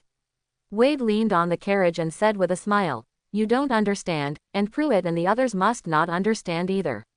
I don't understand, but I am very confident, they will think that I know a lot, but they can't communicate with me, so they have to stay away, otherwise they will feel uncomfortable just listening. Merlin, Theo said with emotion, I thought you were a computer expert among muggles. I have watched their TV, and what the experts said on it was not as difficult to understand as you said. Quote. For a moment, Theo wondered if what he heard was English, or if muggles had invented a language specifically for their computers. By the way, Wade seemed to have mentioned this concept just now. What computer language? C, C++, Java, Python. Theo was lost in thought. So muggles really did this. A machine was invented, and many complex languages were invented for this machine. I think you seemed a little nervous just now. Wade asked Michael, what are they all about? They are one of the more troublesome groups of purebloods, the kind of people who might readily defect to the past if you know who were to come back. Michael said, Yom Pruitt, you may not have noticed it before. He is a 6th-year Ravenclaw student. He is keen on holding various large and small parties in the lounge. Even if the defense against the dark arts course is just he also got excellent in the OWL's exam through self-study, but he is better at all kinds of small curses. He is narrow-minded and it is best not to provoke him. Quote. Ryan sighed and said, I used to, before I entered Hogwarts, I thought Ravenclaws were all nerds who study hard. Did you see the look of that Pruitt? He looked like I wish I could serve as a pawn for Yaxley. Because Pruitt is not the real Pruitt. Theo recalled. I seem to have heard someone say that his great-great-grandmother married a mixed-race wizard named Dion or Dick. Later, pure wit, after the publication of the Bloodline List, their family changed their surname to Pruitt, one of the 28 sacred tribes. Then what? Wade asked curiously. Did the Pruitt family recognize this relative? No, they have never been recognized by the Pruitt family. But both Pruitt brothers were killed in the war against you-know-who and the Death Eaters. Pruitt, I mean Yom Pruitt's father and uncle, are now high-ranking officials in the Ministry of Magic. They claim to be pure-blooded Pruitt, and no one cares about them. Theo looked at the expressions of everyone listening to the gossip and said with a smile, actually, the school. The closest ones to Pruitt are the Gryffindor Weasleys. Weasley. Everyone was surprised. Yes, Ron Weasley's mother's surname was Pruitt, and the 2 brothers who died that year were her brothers. Theo said. Are they all dead? Ryan asked. Yes. It was terrible. I mean the war, thankfully it's over. Ryan silently thanked Harry Potter in his heart. Even though the boy did not show any extraordinary excellence or power, he really saved the world, and this alone was enough. Many people, including Ryan's parents, are grateful and respectful of the boy who survived. What about Yaxley and Foley? Wade asked. Yaxley, Theo's face turned pale. His father used to work for you-know-who, just like Malfoy. After you-know-who disappeared, they all claimed that they were under the influence of the Imperious Curse and escaped punishment with money. Unlike Malfoy, his father is still working in the Ministry of Magic. He is said to be a cruel and cold-blooded person. I have no doubt that Yaxley must be good at using dark magic. Michael was surprised. Even if they are really controlled by the Imperious Curse, they must have done a lot of bad things, right? And they still stay in the Ministry of Magic as officials. Yes, that's right, Theo said with a wry smile. It's incredible, isn't it? Michael was silent. This smart boy suddenly felt that the majestic image of the Ministry of Magic in his heart began to collapse. As for the Fry family, Theo continued, their family was once a follower of Grindelwald. After that man was defeated by Dumbledore, the Witch Party also disappeared from people's sight, and the Fry family kept a low profile. But no matter what, the Witch Party was once a more terrifying existence than the Death Eaters, so you must be extra careful of him. The carriage was quiet for a long time. Michael and Ryan, both of them are half-blood wizards, and they don't know much about the families, forces, and wars that have happened in the wizarding world. Some things will not be recorded in the history of magic. Little wizards like them who were born in peacetime mostly think that war is a story in textbooks and a crazy test point in exams, but they don't know that the shadow covered by the wings of war is among their classmates. Thinking of Professor Quirrell who was possessed by Voldemort in the school, and then thinking of those classmates who may yearn to become Death Eaters, the young children couldn't help but sigh deeply, feeling very heavy. The journey was very peaceful afterwards. Occasionally, there were some students who came to watch the inventor of the Book of Friends, but Wade used the internet concept as a weapon to end the topic in a few minutes. When he was about to get off the train, no one came to talk to him about these annoying topics. The train slowly stopped at Hogsmeade Station. The students changed into thick clothes and got off the train. In the distance, the brightly lit Hogwarts was waiting for them. Follow me, students. A loud voice sounded. Hagrid, who looked like a wild man, was waiting for them on the dark platform, wearing a thick fur coat and holding a lantern, like a burly giant. For students who don't understand Hagrid's inner self, his appearance is really intimidating. The originally noisy students immediately fell silent and followed Hagrid as they walked forward along the platform. There were many dark carriages parked in a wide open space, with dim lights hanging on both sides of the carriages, and some carriages would sway slightly. The students boarded the carriage one after another. Wade and others walked forward together, and suddenly heard a voice saying hello. Hey, Wade, guys, this carriage is empty. They looked up and saw Hermione, Padma, Parvati and Neville all sitting in the same carriage. Padma was the one who spoke. She pointed to the side and saw an empty carriage parked next to it. It was covered with straw. Several people climbed onto the carriage one after another, and Michael waved first and said, "Hello, did you have a good holiday?" "Excellent, except that one person has never looked at the Friends account." Hermione said, "I originally thought it would be easier to discuss the problem on the Friends account. Especially when I was studying the disarming spell." "Oh, Hermione, wait a minute, we haven't started school yet." Padma stopped her with a headache. "Let's talk about it tomorrow, okay? Let's talk about studying tomorrow." Even if she was a Ravenclaw, she would still find Hermione's enthusiasm for learning intimidating. "Meet you at the library tomorrow afternoon," Wade suggested. "I just want to borrow some new books." Hermione had no choice but to sit back with regret, while Parvati next to her quietly breathed a sigh of relief. Although no one urged her to study, she felt as if she was trapped in an invisible glass cover and was about to suffocate when she listened to the top students discussing their studies, but she couldn't understand or participate at all. While they were talking, Neville jumped out of the carriage in a panic, clutching his toad leaf tightly, and squeezed into Wade's carriage. "Hey, Neville, we've got enough people here," Michael protested. "Please, let me stay here, there are girls over there." Neville begged in a low voice. looking like he was suffering greatly, but his body pushed Michael into the corner without hesitation, refusing to go down even if he said anything. Michael, who was forced to sit close to the carriage, said angrily, "What's wrong with being with girls? The ones sitting next to you are the most beautiful girls in Hogwarts. They're also twins." There was clear laughter from the girls, not sure if it was because they heard Michael's words. Neville lowered his head helplessly, not daring to see who was laughing, and whispered, "They are always laughing, it's so embarrassing, I can't stay there alone." Michael cursed angrily. "Neville, you are such a hopeless idiot." He jumped out of the carriage without hesitation before it moved, and went straight to the girls' carriage. After a while, I got in the car and started chatting and laughing with Padma. Neville breathed a sigh of relief and looked very impressed. Vader and the three of them couldn't help but burst out laughing, and Neville chuckled and scratched his head in embarrassment. The carriage moved swaying, the road was not very smooth, and the carriage bumped along with it. There was a musty smell in the carriage, and there was a thick layer of straw under the buttocks. Ryan couldn't help but said, "I wanted to ask the last time I took a car, why is there no cushion in this car?"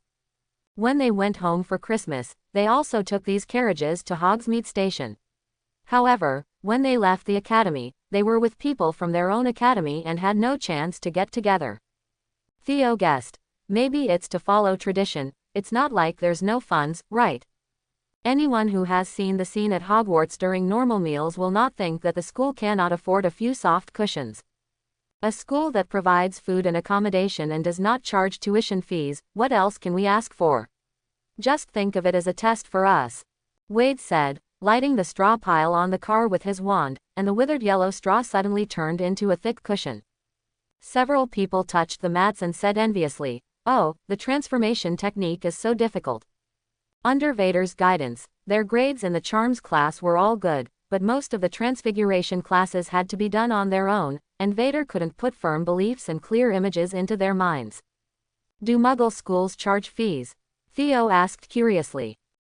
Wade thought about the primary school he went to and said, "Public primary schools are basically free and only charge a small amount of miscellaneous fees.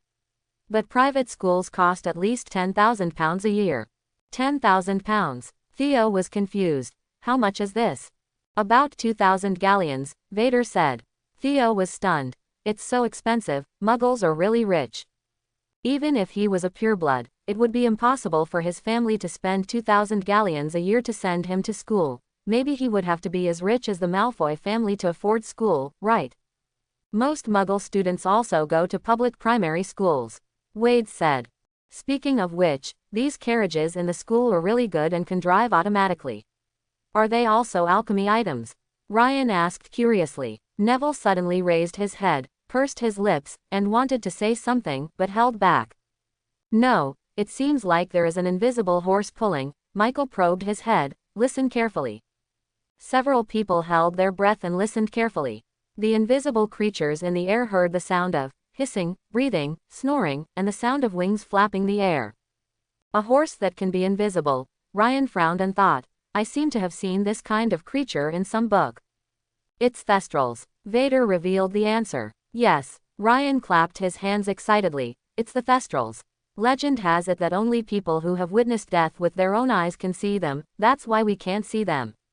"So, they are not invisible, but people can't see them." Theo frowned and sorted out the logical relationship. "Yep," Wade responded casually, nodded, and looked towards the front of the carriage. "The skinny black horse has a pair of white, pupilless eyes, and a face as ferocious as a dragon." It meekly pulled the carriage forward, its huge bat wings folded gently at its sides.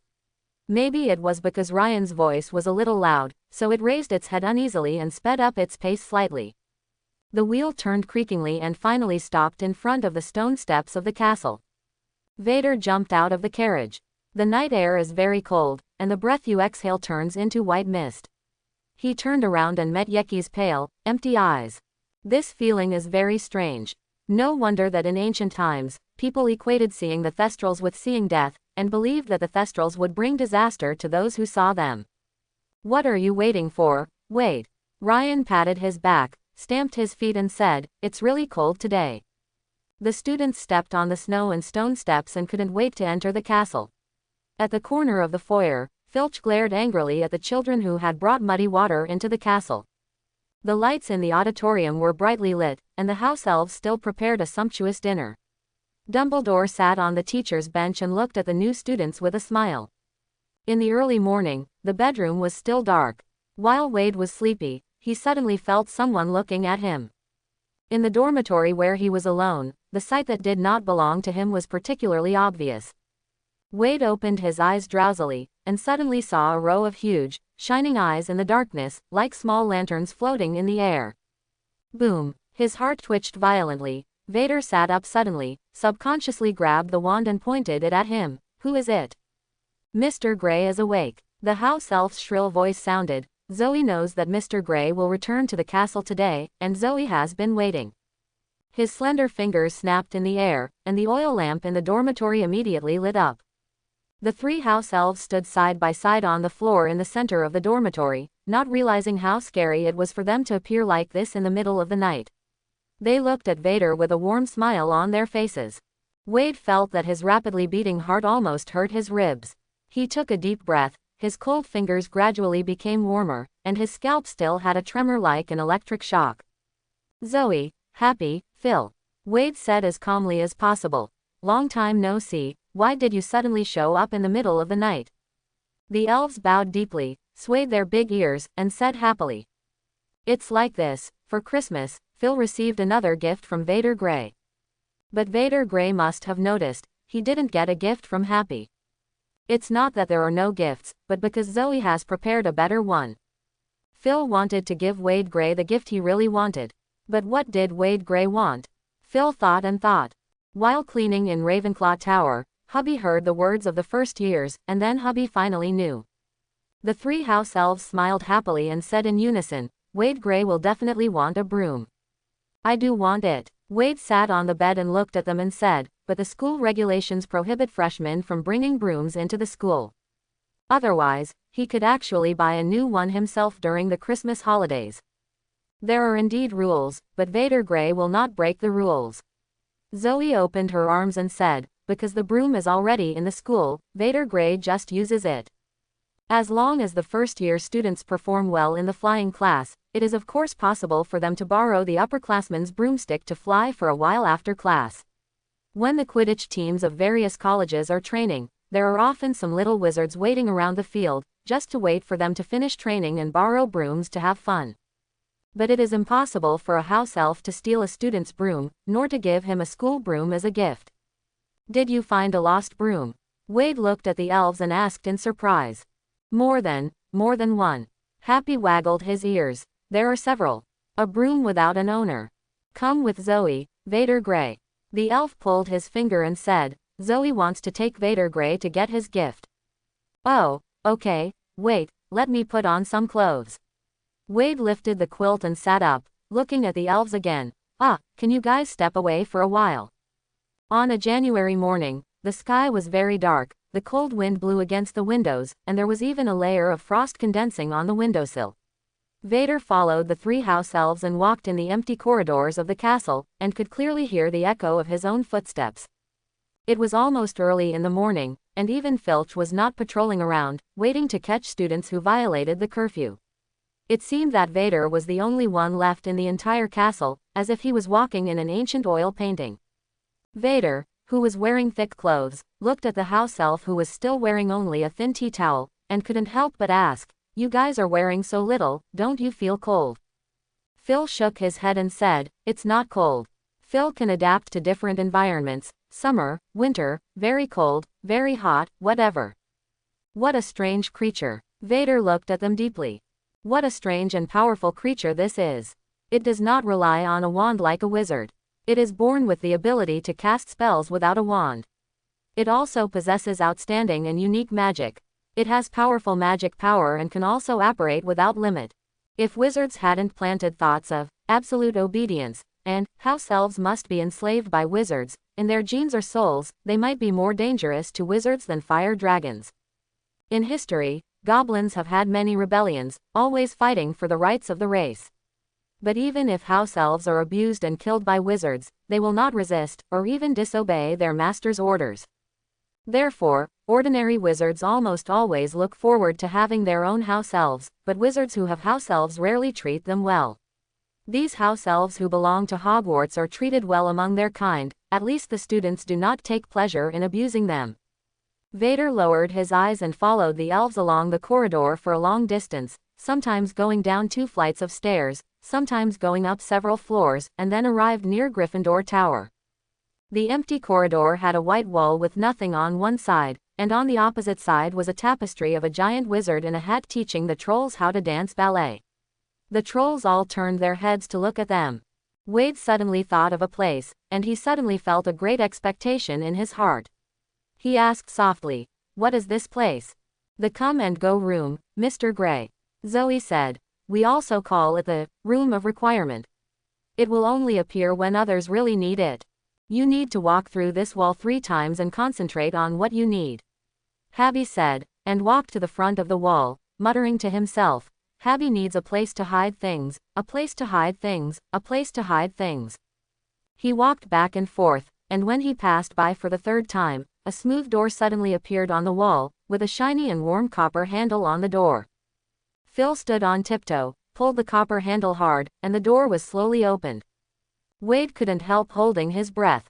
It seemed as if there was a city with high walls in front of him, with countless abandoned debris piled up inside, forming a hill of streets, broken furniture, rusty weapons, statues cut off by black magic, muggle cannons, thousands of books, various banned dangerous toys, and glass bottles containing unknown potions. His heart was beating fast. The 3 house elves showed him a broom that was wiped and tidied and tied with an old red ribbon with proud and joyful smiles on their faces. "This is a Christmas gift for Mr. Gray," they said loudly. "It's the best one here. It's a little old, but it can still fly well," Phil added softly. No, Wade thought. This Room of Requirement that he had been looking for a long time is the real gift. He grabbed the broom and a surprised smile appeared on his face, as if the whole room became brighter because of it. His smile was very contagious, making the 3 elves also show silly and satisfied smiles. Although Vader had enough galleons in the Gringotts vault to buy 10 more of the latest broomsticks, he still showed great joy at the elves' gifts and shared with them the ones he had brought from home. Candy. When he was changing clothes and going out, he grabbed a pack and stuffed it into his pocket. "This is made by Muggles. It has no magic, but it has a rich flavor and is very delicious." Vader introduced them to them. The elves looked flattered and hesitated for a while. But because this was not the first time that they and Vader exchanged gifts, several house elves quickly calmed down and accepted the candies, thanking them with great gratitude. "Would Wade Gray want breakfast?" Phil asked respectfully. "At this time, most of the breakfast in the kitchen has been prepared." "Okay," Wade said decisively. Phil found a clean old mat from the junk pile, and Zoe and Habby left the Room of Requirement. Soon after, at the same time, one person came back with a large dinner plate filled with food. The other one was holding a large can of drink, which was Wade's favorite orange water. Hubby and the others knelt on the ground, laid out the tablecloth, and put food and drinks on them. Wade also sat down, and then he saw the elves getting up and standing next to them, but they still held candies in their hands and looked at them with smiles. With Vader. Some thoughts suddenly flashed through Wade's mind. He raised his head and said in surprise, "What are you standing for? Everyone, sit down, this is our breakfast meeting." Sit down," Zoe stammered. "We. Of course." Wade imitated her words, and then smiled. "Is there anyone else here?"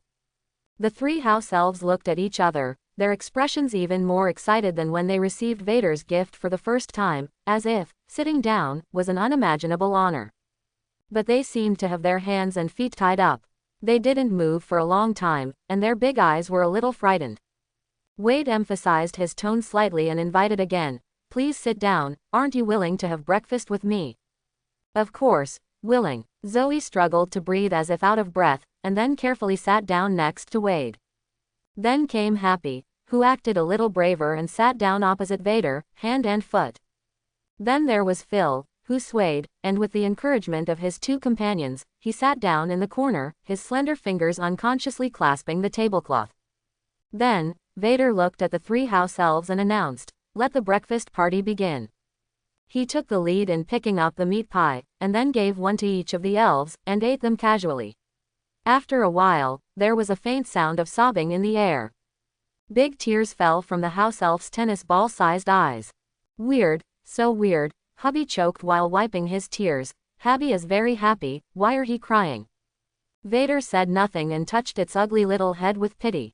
Phil and Zoe swallowed the pie in big mouthfuls with bitter tears mixed in their stomachs. In the shadows of old furniture, a wizard and 3 house elves sat together for the first time and finished their breakfast in a place where light and dark alternated. Monday in Ravenclaw still starts with the less popular potions class. The room of requirement is on the 8th floor of the castle, and the potions classroom is in the basement. Wade was too lazy to climb the stairs, so he simply flew down on his broom and circled around the castle twice before landing in the central courtyard. When he landed on the ground, Wade's fingers were almost frozen, and his ears and nose were also red from the cold. Facts have proved that winter is not a suitable season for flying. Even if there is a warming spell, it will still be cold under the strong wind. Snapped. Hubby suddenly appeared. He handed Wade's school bag to him, then took the broom diligently, stared at Wade with eyes full of admiration, and said excitedly, Habby will help Wade Gray put the broom in dormitory. Thanks for your help, Happy, Vader said with a smile. The harpy bowed deeply, his long nose almost touching the ground, and then he disappeared with his broom. Wade had already had breakfast and originally planned to go directly to the potions classroom. But when the whole body was shivering with cold, the damp and cold underground suddenly became disgusting, and the auditorium with the roaring fire was full of attraction. Wade walked up the steps, crossed the foyer, and sat for a moment in the auditorium. At this time, there were already some struggling 5th grade students sitting at the long table. Most of them had messy hair and looked troubled and helpless. They were eating breakfast and reading, or reading breakfast and eating books. It looked almost broken. Wade did not dare to disturb these stupid high school students. He sat quietly for a while, read a chapter of the potions lesson, and quietly left the auditorium after his body recovered. Hey, Wade, long time no see. As he walked through the foyer, a familiar voice spoke. Griffiths. Wade looked over in surprise. Yes, it's me. The red-haired wizard was lying on a tall picture frame. The original owner of the picture was squeezed into a corner by him. He looked like he was too angry to speak, and stared angrily from behind. Griffiths. I haven't seen you for a holiday. Did you miss me? Griffiths said cheerfully, It seems that you had a very pleasant holiday. Your face seems to be a little rounder. I am different. He rolled up his sleeves and pointed to a bruise on his arm and said to Wade, Did you see it? Someone beat me up. We haven't seen each other for a few years, but I feel that everyone has become unfamiliar, and my temper has become so irritable. Are you sure it's not because of you that you became irritable? Wade secretly complained, looked at the poor wizard whose territory was occupied by the bully, and asked Griffiths, Aren't you in the corridor? Why are you in the hallway again? No, my painting is still in the corridor. Griffiths shook his finger and smiled. They only said that there is no room in the hallway, but they didn't say that I can't visit. Dumbledore won't have any objections to me visiting old friends who have been reunited after a long time. Hey, little guy. In a painting next to him, an old man wearing a top hat suddenly shouted at Wade, You brought this guy out of the astronomy tower, right? Please, send him back quickly. Yes, yes. The surroundings seemed to be sleeping. The old men and women who were asleep all shouted, Send him back, send him back. We finally got him to the astronomy tower, why did you get him out again? Do you know how annoying he is? My hair is falling out in clumps. You are a portrait, your hair won't fall out. I am describing it. Describing it. Do you understand? Don't find fault with my words. I am just telling the truth. Why are you so angry? Can't we just communicate properly? Who will drag this guy down? The portraits, which were usually quiet, suddenly quarreled among themselves. The students who got up early for lunch were very surprised and watched with great interest nearby. Wade quietly left the hallway. Griffiths didn't care about the noise caused by him. He walked through the portraits without hesitation, and even woke up some of the guys who were really asleep, and followed Wade out of the hallway. Noisy guys, right, Griffiths said with a smile, house elves are much quieter than them. Wade stopped and looked at Griffiths. Their eyes met. After a moment, Wade walked forward again, asking, Did you see it just now? Yeah, Griffiths nodded and said, when I was visiting, I happened to see you in the house elf. The sign of a good house elf is that it does not let wizards discover its existence, and the house elves at Hogwarts have always been the best. Many students have never seen an elf until they graduate. Griffiths commented with a smile. Naive little fools, they thought the castle had some magical housework magic that made their dirty clothes and shoes clean. Whether it will be seen by others is not the criterion for judging good or bad. Wade defended his little friend. The harpy is also very good. You were right. Griffiths nodded and said in agreement, and the fact that he did not refute a word made people feel a little weird. There were no portraits in the corridor ahead, and Griffiths had to stop and watch the little wizard of Ravenclaw go away. A Ravenclaw who made friends with the house elves. He said to himself, and suddenly laughed, really just friends. Wade suddenly found that the professor's attitude towards him became more gentle, and even Professor Snape gave him 2 extra points for the first time. You know, in the previous potion class, even if Wade's potions were almost perfect every time, Professor Snape would give him 1 point at most 3 times out of 10. Wade really wanted to take a picture of the astonished expressions of the Ravenclaws and Hufflepuffs in the classroom.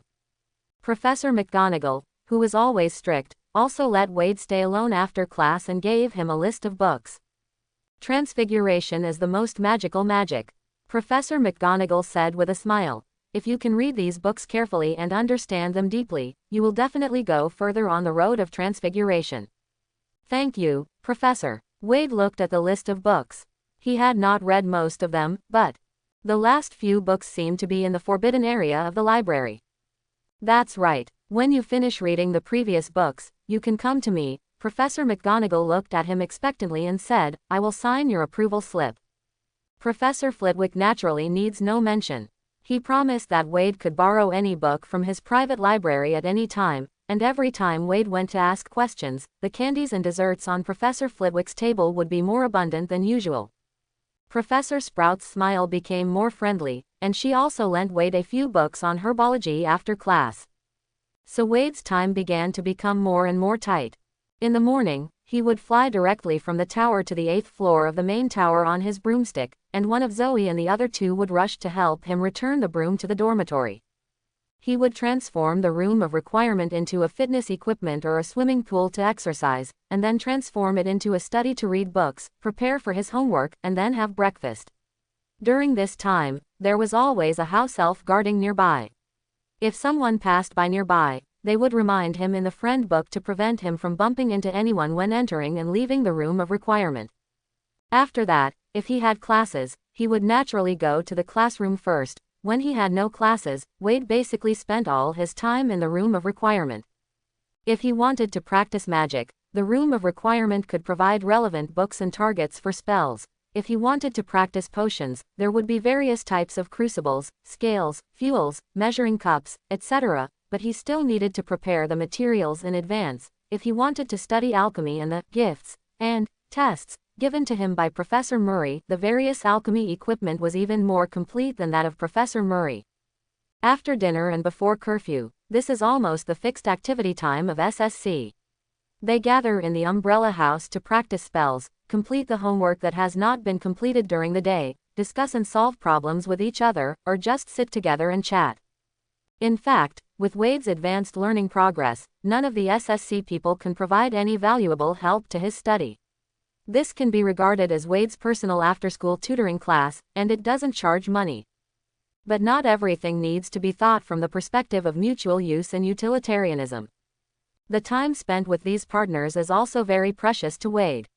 Here, his brain and spirit can be fully relaxed, and he can also put down some thoughts that have been weighing on his mind. He can talk and laugh casually, which relieves the fatigue of a whole day of high-intensity study. Moreover, seeing that the originally clumsy Neville and others have made significant progress under his guidance, this joy and satisfaction even exceeds the joy of learning a new magic himself. After all, Wade is accustomed to the latter, and the former is always a surprise every time it appears. Positive emotions are always contagious. Every time the Umbrella House activity ends, everyone has a smile on their face. It would be great if we could suggest to the principal to postpone the school curfew for another hour. Padma packed up her books and said happily, I have never felt so happy studying before. Even Neville nodded. As long as he was in the umbrella house, he didn't even feel that studying potions was painful anymore. He still made mistakes frequently, but his friends around him would correct his mistakes in time, and no one scolded him. Next week is the Quidditch match between Gryffindor and Hufflepuff, right? Michael looked at the people from the two colleges with a searching look in his eyes. Yes, Hermione sighed worriedly. I heard that Professor Snape will be the referee. Then you are miserable, Padma said sympathetically. Professor Snape will definitely not judge impartially. Everyone knows how much he hates Gryffindor, especially when there is Harry in the team of your college. Potter. Almost no one in the entire school knew about Snape's targeting of Harry Potter.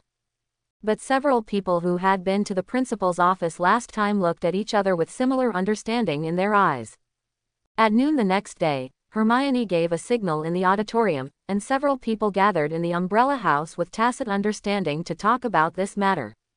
Professor Snape should be sent by the principal to protect Harry Potter on the playing field, right? Ryan said, although Professor Snape has a bad temper, Professor Dumbledore must trust him so much. Because he is trustworthy. Michael played with his Quidditch star model, watching the little puppet being poked down and getting up again and again.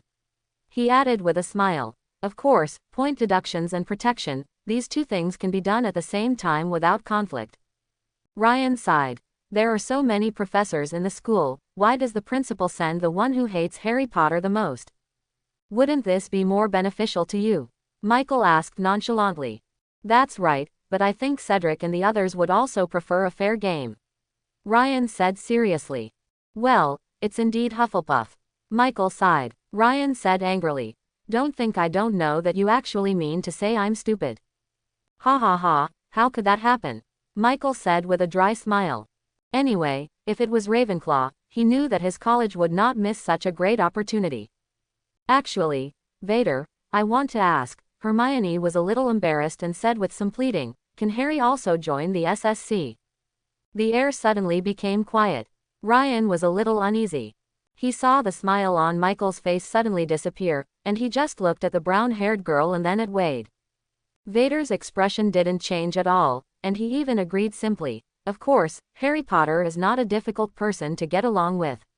The problem is you, Hermione. Me, Hermione looked over anxiously. Have you forgotten that you were made angry by Ron Weasley? Potter and Weasley are inseparable.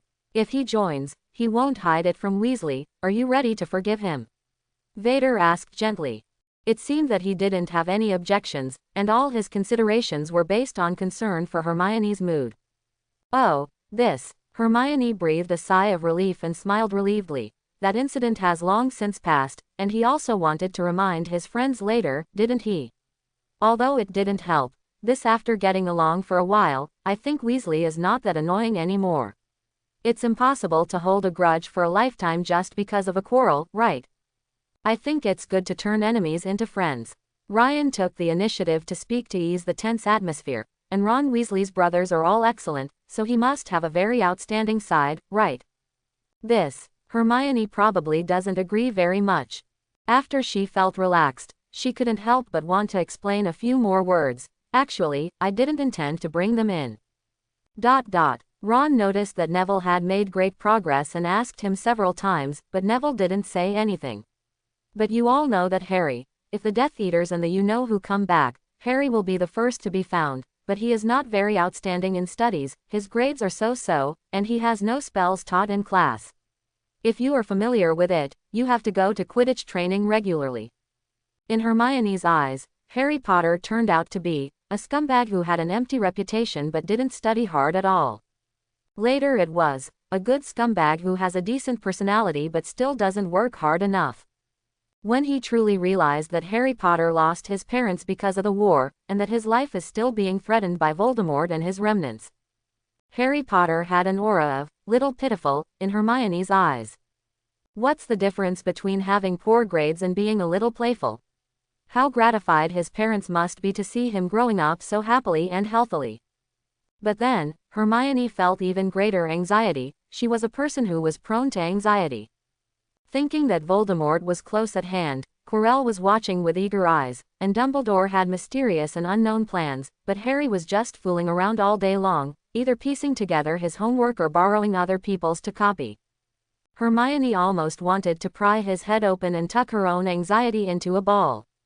There is no doubt that Harry Potter will face huge challenges and dangers in the future, and those are definitely not something that he can cope with just by copying his homework. Hermione tried to teach them all the spells she learned in the Umbrella House, but the problem was, when Vader taught them, she felt it was very clear and easy to understand, and she taught Harry and Ron the same way. It was as if his brain had been hit by a giant monster, and he didn't understand it for a long time. Hermione didn't know why, she just felt very grumpy. Sometimes she doubted the IQ of those two people, but looking at Neville's progress, she had to admit that maybe there was something wrong with her own teaching methods. If Harry wants to improve his abilities as soon as possible, joining SSC seems to be the only option. The only thing better than this is that Dumbledore himself is willing to tutor Harry, but how is this possible? So, despite knowing that it was extremely presumptuous and might even make others unhappy with her, Hermione made the request. Fortunately, Wade agreed. After joining the SSC for so long, Hermione naturally understood that as long as Vader agreed, no one else would be a problem. Why did you agree? Michael couldn't help but ask when there were only two people left. What about Harry Potter? Wade asked knowingly. Of course, Michael said seriously. Vade, I don't think you don't know how much trouble Harry Potter means. I thought you wouldn't like this kind of trouble. Well, I really don't like it. Vader leaned back in his chair and said, but if it's Harry Potter, then of course we can make an exception. But, Michael frowned, puzzled. After such a long time, even Neville should have understood. He is just an ordinary boy, who escaped from the death curse for some unknown reason, and for some reason. The reason is that the mysterious man disappeared that night, and the whole world put the title of Savior on his head, as if the mysterious man was defeated by a baby. I originally thought he was born with powerful magic power. But Michael hesitated to speak. But after he went to school, he discovered that his intelligence and ability were not worthy of his reputation as the Savior Star. Wade looked out the window and said what Michael wanted to say but didn't. Michael breathed a sigh of relief. Yes, that's what I meant. He paused and then said, you should have seen it clearly, so you don't have any special expectations for Potter. But why? But Michael, Vader withdrew his gaze from the window, looked at his friend, and said, you shouldn't have forgotten that both Potter's parents died fighting the mysterious man, and they fought heroically to the end. On that night, Harry Potter not only became a savior, he also lost his closest family members. Yes, that's right. Michael's face turned red with shame and he stammered. So no matter what he did, or didn't do, it has nothing to do with any of this. Vader sighed. Harry Potter is the orphan of a martyr. The orphan of a martyr. Michael chewed the word, and suddenly understood why when he gossiped about Harry Potter with his parents did not allow him to say bad things about Harry Potter. Yes, Vader finally said. Everyone who has escaped from the shadow of war and enjoys the peaceful life now has the obligation to take care of him, and children like him, right? Michael has left. Wade turned his head and looked at the window glass.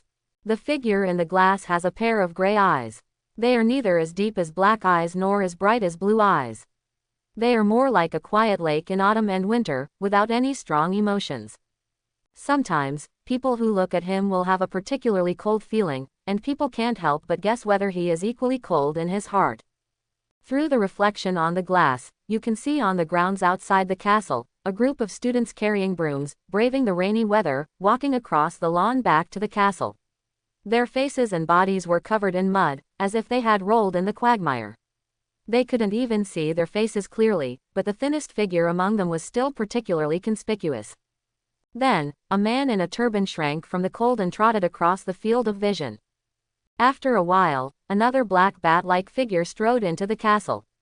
The sides of his robe were blown high by the wind, and the rain seemed to avoid him in fear. His face was gloomier than the cloudy sky, and all the students he met on the road ran away in panic. Wade couldn't help but smile slightly. Harry Potter, Voldemort, Severus Snape, Savior, Dark Lord, and former Death Eater. Several people with contradictory identities and even murderous intentions are in the same castle, living in peace as teachers and students, just waiting for the moment when they finally meet. Thinking of Michael's expression as if his soul had been baptized when he left, the corners of Wade's mouth raised slightly. He cleared away the clutter on the table, organized his recent homework and notes, put on his school bag and headed to the astronomy tower. Of course, let Harry Potter join, and even try to help him improve his strength. Otherwise, if Voldemort is resurrected, or gains greater strength due to some butterfly effect or the like, who will resist it? Is it Vader, who is still very weak at the moment? Is it Michael, who hangs out with girls all day? Or is it Dumbledore, who was cursed and fell from the tower in the plot? Harry Potter, despite all his shortcomings, such as recklessness, impulsiveness, lack of self-discipline, etc., even though he is good at only a few spells, and has not achieved excellence in other courses except defense against the dark arts, but it is undoubtedly a special killing weapon for ambush. Not to mention when he was a baby, starting from school, Voldemort basically lost every year against Harry Potter. In the last year, Harry Potter had the help of God to find out Voldemort's hidden secrets in a very short time. All the Horcruxes that rose up finally completely buried the Dark Lord, but he himself was almost unharmed. Be it the halo of the protagonist, or the Son of Luck. Vader currently does not have the strength to defeat Voldemort, so he will never refuse such a friend. Even if one day he is more powerful than Voldemort, he will not turn away Harry Potter. Things are unpredictable, and Harry Potter is always a powerful trump card. It was raining outside the castle, and streaks of lightning flashed across the sky. The bright light illuminated mottled shadows through the windows, flashing and disappearing suddenly. Bad weather, isn't it? Professor Murray poured a cup of hot tea, thought for a moment, added some milk and sugar, then sat on the chair and said comfortably. Yes. Vader was also holding hot tea and said with a smile, but I also feel that this kind of weather is particularly suitable for sleeping in. Muggles call this uniform and continuous sound white noise, and think it can shield sound at other frequencies, thereby improving sleep quality. As he became more and more familiar with Professor Murray, Vader learned about the professor's attitude towards Muggles and no longer tabooed talking to him about Muggle theories and technologies. White noise. Professor Murray thought for a moment and smiled. They always have some wonderful and weird research, don't they? I also saw a, research report. It seems to be a study of the human ring finger, the relationship between length and wisdom. But there are also some very interesting studies, such as the interaction between dreams and reality, time travel, forms of alien life, etc. Vader thought for a while and said with some yearning, they are still heading beyond the Earth. Exploration. If interstellar travel can really be realized, I would really like to be a passenger. I'm looking forward to it too, but at my age, I'm afraid I won't see that day. If you live well, it's still possible, or you can refine the philosopher's stone like Mr. Nick Flamel. Murray the professor chuckled and said. Wade also smiled. I have read in books that the magic stone can create the elixir of life. Is Mr. Nick Flame still the same as he was when he was young? He still remembered that Nick Flamel in the movie was like a walking pale ghost, with bones so crisp that they could break at the touch of a touch. He wondered if it would be different in this world. Well, Professor Murray pondered for a moment, then said, I can only say, the elixir of life can indeed allow the owner to escape death, but the cumulative effect of 6 centuries is terrible, and the potion cannot completely offset it. This kind of effect. Then such immortality seems to be meaningless. Wade tilted his head and thought for a moment before saying. Professor Murray couldn't help but smile. Only a child in your prime would say this without hesitation. When you are as old as me, you will understand that when people are approaching the end of their lives, they have to pay attention to death. Fear and attachment to life will make us fear death and long for a longer existence. Would Professor Murray think so? Wade couldn't help asking. I'm just a mortal, of course I would. Professor Murray stroked the teacup and said, but Albus said something, death is a great adventure. No one knows what the world after death is like. It may be as terrible as the legend, or as beautiful as the legend, or just nothingness. Professor Murray seemed to recall something, paused for a moment, and suddenly murmured, so I am afraid of death, but I also look forward to the arrival of that day. I will continue to go on and see what the scenery ahead is. Wade looked at him quietly. Professor Murray suddenly came back from his contemplation and smiled. It's too early for you to say this. By the way, do you have the answer to the question I left for you before? Yes. Wade took the small box out of his pocket and put it on the table, saying in a disapproving tone, but Professor, this is too expensive. The value of a gift does not lie in how much it costs, but in how you will use it. Professor Murray said in a kind and encouraging tone, "Tell me what you think." Wade opened the box. "This is a piece of bird snake skin. Stephen introduced this creature to me. Its body can stretch at will. It can become as big as a dragon, or it can get into a small teapot. It usually feeds on insects and mice." Professor Murray nodded and asked, "Well, what else?" Wade took a deep breath. "Is the best material for the traceless extension spell." "Tell me about your understanding of the traceless extension spell," Professor Murray continued to say with a smile. "Yes," Wade said seriously, "the traceless extension spell is a space-based spell. I guess it should be able to achieve space extension and space folding at the same time. This spell can be applied to any material, metal, soil, cloth, wood, and the premise of use is a closed, limited space. In theory, the traceless extension spell can expand space from finite to infinite, but in actual application it will be affected by various factors, the most direct of which is the material and the wizard's magic power, and the understanding of the spell." Professor Murray nodded slightly. Most of what Wade said can be found in the book, but it is not an easy task to integrate it. What's more, there are also Muggle theories and his own thoughts in it, which can be regarded as an excellent paper if written down. It can be seen that he did a lot of homework in advance, and this serious and rigorous attitude is what Professor Murray appreciates most. In summary, the traceless extension charm is extremely difficult to use and can be easily abused. Therefore, it is strictly controlled by the Ministry of Magic. Wade paused here, glanced at Professor Murray, and then continued with his smiling eyes. Ministries of magic in various countries have regulations that the traceless extension charm cannot be used for private purposes, and can only be used for the production of individual items approved by the relevant Ministry of Magic. At the same time, wizards are not allowed to possess items for the traceless extension charm without the approval of the Ministry of Magic. Professor Murray couldn't help laughing. "Yes, we are now discussing how to violate the laws of the Ministry of Magic. But Wade, if you are an alchemist but don't have a suitcase with the traceless extension charm, you can't be considered a real alchemist. Of course, in order to avoid trouble from the Ministry of Magic, we also need to learn some hidden means." He raised his hand and summoned a book from the shelf and handed it to Wade. "This book contains a clever trick that can teach you how to make your box appear ordinary at ordinary times, and change into another appearance when you need it. It's very difficult, child, whether it's the box of the traceless stretching spell or this hiding spell, it's very difficult. I look forward to your performance, and, yes, you can ask me any questions." Weeder flipped through the book, put it away carefully, and then took out a piece of parchment. "In fact, I do have a lot of questions to ask you." On the parchment, there were a full list of 20 or 30 questions, none of which could be explained in 2 or 3 sentences. "Oh, very studious, isn't it?" Professor Murray muttered, then put on his glasses and began to answer them one by one. Wade immediately took out a pen and paper and began to take notes. When the Q&A session ended, it was actually far beyond the scheduled tutoring time.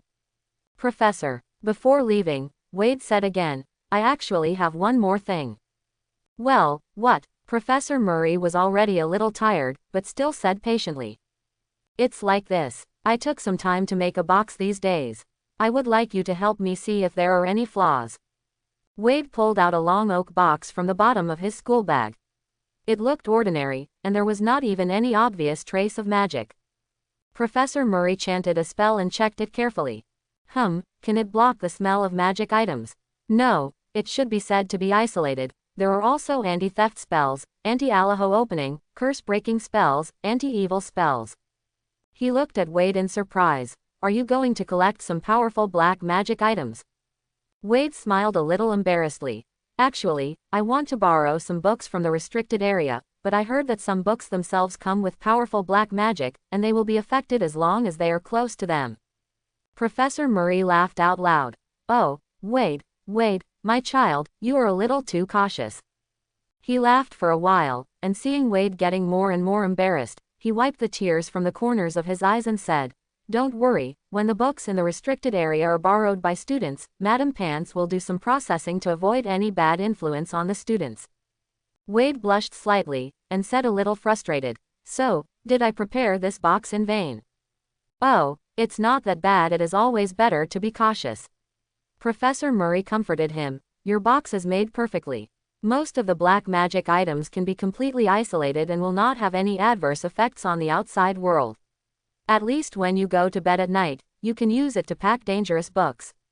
Ved didn't seem to be completely relieved yet, and asked, what are the small part of black magic items that cannot be completely isolated? It depends on the size, kid. Professor Murray still had a smile in his words. If it can't be completely packed, the magic power will naturally leak out. But if it can be completely sealed from beginning to end by your box, you don't have to worry about any black magic power. In the dead of night, a figure wandered back and forth on the 8th floor of the castle. I need a place to hide things, a place to hide things, a place to hide things. The familiar door appeared again, and Wade opened the door without hesitation and walked in, and lit up the surroundings with his wand. In the room that looked like a city, the stacked furniture made the surrounding shadows look bizarre. Wade searched along the middle passage section by section, and finally saw his target next to a cabinet with bubbling surface. The old, rusty crown was placed on the pile of junk. It looked no different from other garbage here, even more worn out. The gray gems on it looked like unpolished stones. Above the crown, there were the words Tom Riddle. If it weren't for this line of words, Wade really couldn't determine his target in this garbage pile.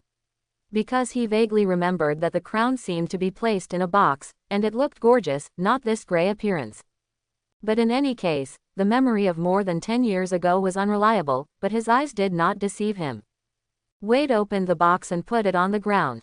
He picked up an old fire tongs from the nearby garbage pile, stretched out his arms to pick up the crown from a distance, threw it into the oak box, covered it with a lid, and sealed it with heavy spells, and then relaxed his tense mood. With this crown, Wade couldn't study the functions of the room of requirement as he wished. He was afraid that he would be affected by the crown if he was not careful. And Wade was also worried that others would discover the room of requirement because of his frequent visits, and then be confused by the Horcruxes like Ginny Weasley, causing a big mess. At this time, the Horcruxes were completely isolated, avoiding future troubles, and Wade couldn't help but feel a little excited. Just this room of requirement, he had too many unknowns to study. When leaving, Wade subconsciously pressed his school bag with his palm, but heard a voice suddenly say, "It's best not to take things out of the room of requirement, child. I hope everyone will support it and subscribe more."